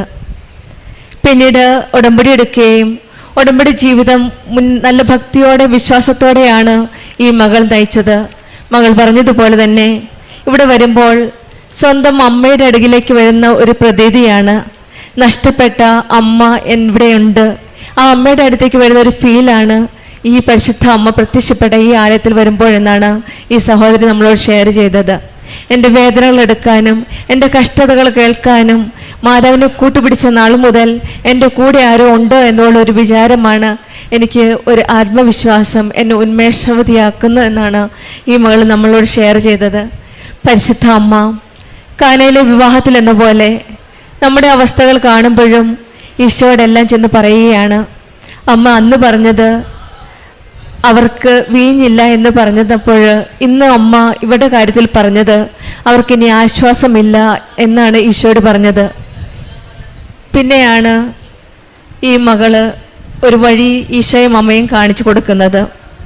ഈ ആലയത്തിൽ അമ്മ ജീവനോട് പ്രത്യക്ഷപ്പെട്ട ഈ സന്നിധിയിൽ വന്നപ്പോഴാണ് ആശങ്കയിൽ നിന്ന് സമാധാനവും ഭയത്തിൽ ധൈര്യവും കണ്ണീരിൽ ഒരു പ്രത്യാശയമുണ്ടെന്ന് ഈ മകൾക്ക് മനസ്സിലായത്. ആദ്യം ഈ മകൾ വന്നത് കൊച്ചുമകൾ CWCയിൽ കൊണ്ടുപോയപ്പോൾ വളരെ വിഷമിച്ച് ഒരു തെറ്റ് ചെയ്യാത്ത ഒരു കാര്യത്തിന് വേണ്ടിയിട്ട് ഈ മകൾ അത് ഫേസ് ചെയ്യേണ്ടി വന്നു. കണ്ണീരോടെ വന്ന് പ്രാർത്ഥിച്ചപ്പോഴാണ് അമ്മ അക്കാര്യം ഏറ്റെടുത്തത്. മനുഷ്യാവകാശ ഹ്യൂമൻ റൈറ്റും പിന്നെ CWC എല്ലാം കൂടെ ചെയ്ത് ഒരു വലിയൊരു പ്രതിസന്ധിയിലായിരുന്ന സമയത്താണ് ഈ മകൾ വന്ന് കരഞ്ഞ് പ്രാർത്ഥിച്ചപ്പോഴും ഈശോയും അമ്മയും ചേർന്ന് ഈ മകളുടെ കാര്യം നടത്തി കൊടുക്കുകയും മകളെ വിട്ടുകൊടുക്കുകയും ചെയ്തത്. പിന്നീടാണ് മൂത്ത മകൾക്ക് അബ്നോർമൽ TBയുടെ അസുഖമുണ്ടാകുകയും എക്സാമിന് വളരെ ബുദ്ധിമുട്ടായ ഒരു സമയത്താണ് BSc നഴ്സിംഗിൻ്റെ എക്സാം ആവുകയും പരിശുദ്ധ അമ്മ നല്ല രീതിയിൽ ഇവരുടെ കണ്ണുനീരോട് പ്രാർത്ഥിച്ചപ്പോൾ ഇടപെട്ട് എന്ന് നമ്മൾ കാണിക്കുന്നതാണ് ഈ മകളുടെ റിസൾട്ട്. എല്ലാ കാര്യത്തിലും അമ്മ ഏറ്റെടുക്കുന്ന ഒരു പ്രതീതിയാണ്. സ്വന്തം മക്കളുടെ കാര്യത്തിൽ ഈ മകള് പറഞ്ഞു, ഒത്തിരി ഒന്നും പറയേണ്ട ആവശ്യമില്ല, അമ്മ എല്ലാം ചെയ്തു തരുന്നുണ്ട്, എനിക്ക് അമ്മയ്ക്കെല്ലാം അറിയാം, എൻ്റെ കാര്യങ്ങളെല്ലാം അറിയാം. അതെ, പരിശുദ്ധ അമ്മ നമ്മുടെ ഓരോ കാര്യത്തിലും ശ്രദ്ധാലുവാണ്. ഈ അമ്മയാണ് മകൾക്കും ഈ വിശ്വാസ കൈമാറ്റം കൊടുത്തത്. വിശ്വാസത്തിലൂടെ നയിക്കുവാനും കൃപാസനത്തെപ്പറ്റി പറയുവാനും ഈ മകളെ ഉടമ്പടി ജീവിതത്തിലേക്ക് നയിക്കുവാനും ഈ അമ്മയാണ് ഈ മകളെ കൈപിടിച്ച് മുന്നോട്ട് നയിക്കുന്നത്. നമ്മുടെ ജീവിതം പിന്നീടുണ്ടായിരുന്ന രോഗസൗഖ്യമാണ് ഒരു വലിയൊരു രോഗസൗഖ്യം. അതായത് അബ്നോർമൽ TB ഉണ്ടായിരുന്ന വളരെ വിഷമിച്ച് വളരെ ഒത്തിരി ഭയമായിരുന്നു, എന്ത് അസുഖമായിരിക്കും. പക്ഷേങ്കിൽ അവിടെയും പരിശുദ്ധ അമ്മ കൂടെ നിന്നുകൊണ്ടാണ് ഈ മകൾക്ക് ഒരു വലിയൊരു രോഗസൗഖ്യം നൽകിയത്. 13 വർഷം നീണ്ടു നിന്ന വെരിക്കോസ് വെയിൻ്റെ അസുഖമാണ് സമയചുരുക്കത്തിൻ്റെ അമ്മ ഉടമ്പടി എടുത്ത ഉടനെ ഈ മകൾക്ക് രോഗസൗഖ്യം കൊടുത്തത്. മകനെ സംരക്ഷിച്ചതും ഈ അമ്മ തന്നെയാണ്. ഓരോ പ്രതിസന്ധികളുടെ സമയത്തും ഈ അമ്മ പ്രതീക്ഷയോടെ വിശ്വാസത്തോടെ പരിശുദ്ധ അമ്മയുടെ അരികിൽ വന്ന് ഓരോ പ്രാവശ്യം ഓരോ കാര്യങ്ങൾ പറയുമ്പോഴും അമ്മ ഈ മകളുടെ ഓരോ കാര്യത്തിൽ ശ്രദ്ധാലുവാണ്. എല്ലാം ഈശോയോട് പറഞ്ഞു കൊടുത്ത് എല്ലാ കാര്യങ്ങളും ചെയ്തു കൊടുക്കുന്നതായിട്ടാണ് നാം കാണുന്നത്. മകള് പറഞ്ഞതുപോലെ പത്രം കൊടുക്കുവാൻ ഞാൻ സന്തോഷത്തോടെ പോകുമായിരുന്നു. ഒരു വിഷമവും ഇല്ല, ഒരു ദുഃഖമോ ഇല്ല. പത്രം എല്ലാവർക്കും കൊടുത്ത്, കാരണം മകൾക്ക് ലഭിച്ച അനുഗ്രഹങ്ങൾ കുറേയുണ്ട്, അതെല്ലാം മറ്റുള്ളവരോട് ഷെയർ ചെയ്യാനായിട്ട് ഈ മകൾക്ക് വലിയ സന്തോഷമായിരുന്നു. ആ സന്തോഷവും ആ തീഷ്ണതയുമാണ് ഈശോയും അമ്മയും ഉടമ്പടി മക്കളിൽ നിന്ന് ആഗ്രഹിക്കുന്നത്. നമുക്ക് ലഭിച്ച ഓരോ അനുഗ്രഹങ്ങൾ മറ്റുള്ളവർക്ക് ഷെയർ ചെയ്ത് മറ്റുള്ളവരെ വിശ്വാസത്തിലേക്ക് നയിക്കുക എന്നാണ് ഉടമ്പടി മക്കളുടെ ചെയ്യുന്ന ഒരു വലിയൊരു കാര്യം. ഹൃദയത്തിലെ ആകുലതകൾ നിറയുമ്പോൾ നമുക്ക് നമ്മുടെ പരിശുദ്ധ അമ്മയോട് ചേർത്ത് ഈശോയിലെ കൂടെ ചേർന്ന് നമ്മളോട് കൂട്ടിക്കൊണ്ടു പോകുന്ന അമ്മ നമ്മുടെ കൂടെ ഉണ്ടെന്ന് നമുക്ക് വിശ്വസിക്കാം. ഈശോയുടെ ആശ്വാസം നമുക്ക് ഉന്മേഷം നൽകുവാനും പരിശുദ്ധ അമ്മ നമ്മുടെ ആകുലതകളുടെ നിമിഷങ്ങളിൽ നമ്മെ ഈശോയുടെ ആശ്വാസത്തിലേക്ക് നമ്മെ നയിച്ച് നമ്മെ ഉന്മേഷവരാകട്ടെ എന്ന് നമുക്കും പ്രാർത്ഥിക്കാം. സരിത അജിത്തിനും കുടുംബത്തിനും ലഭിച്ച എല്ലാ അനുഗ്രഹങ്ങൾക്കും നമുക്ക് കരങ്ങളടിച്ച് ദൈവത്തെ മഹത്വപ്പെടുത്താം. യേശുവേ നന്ദി, യേശുവേ സ്തുതി.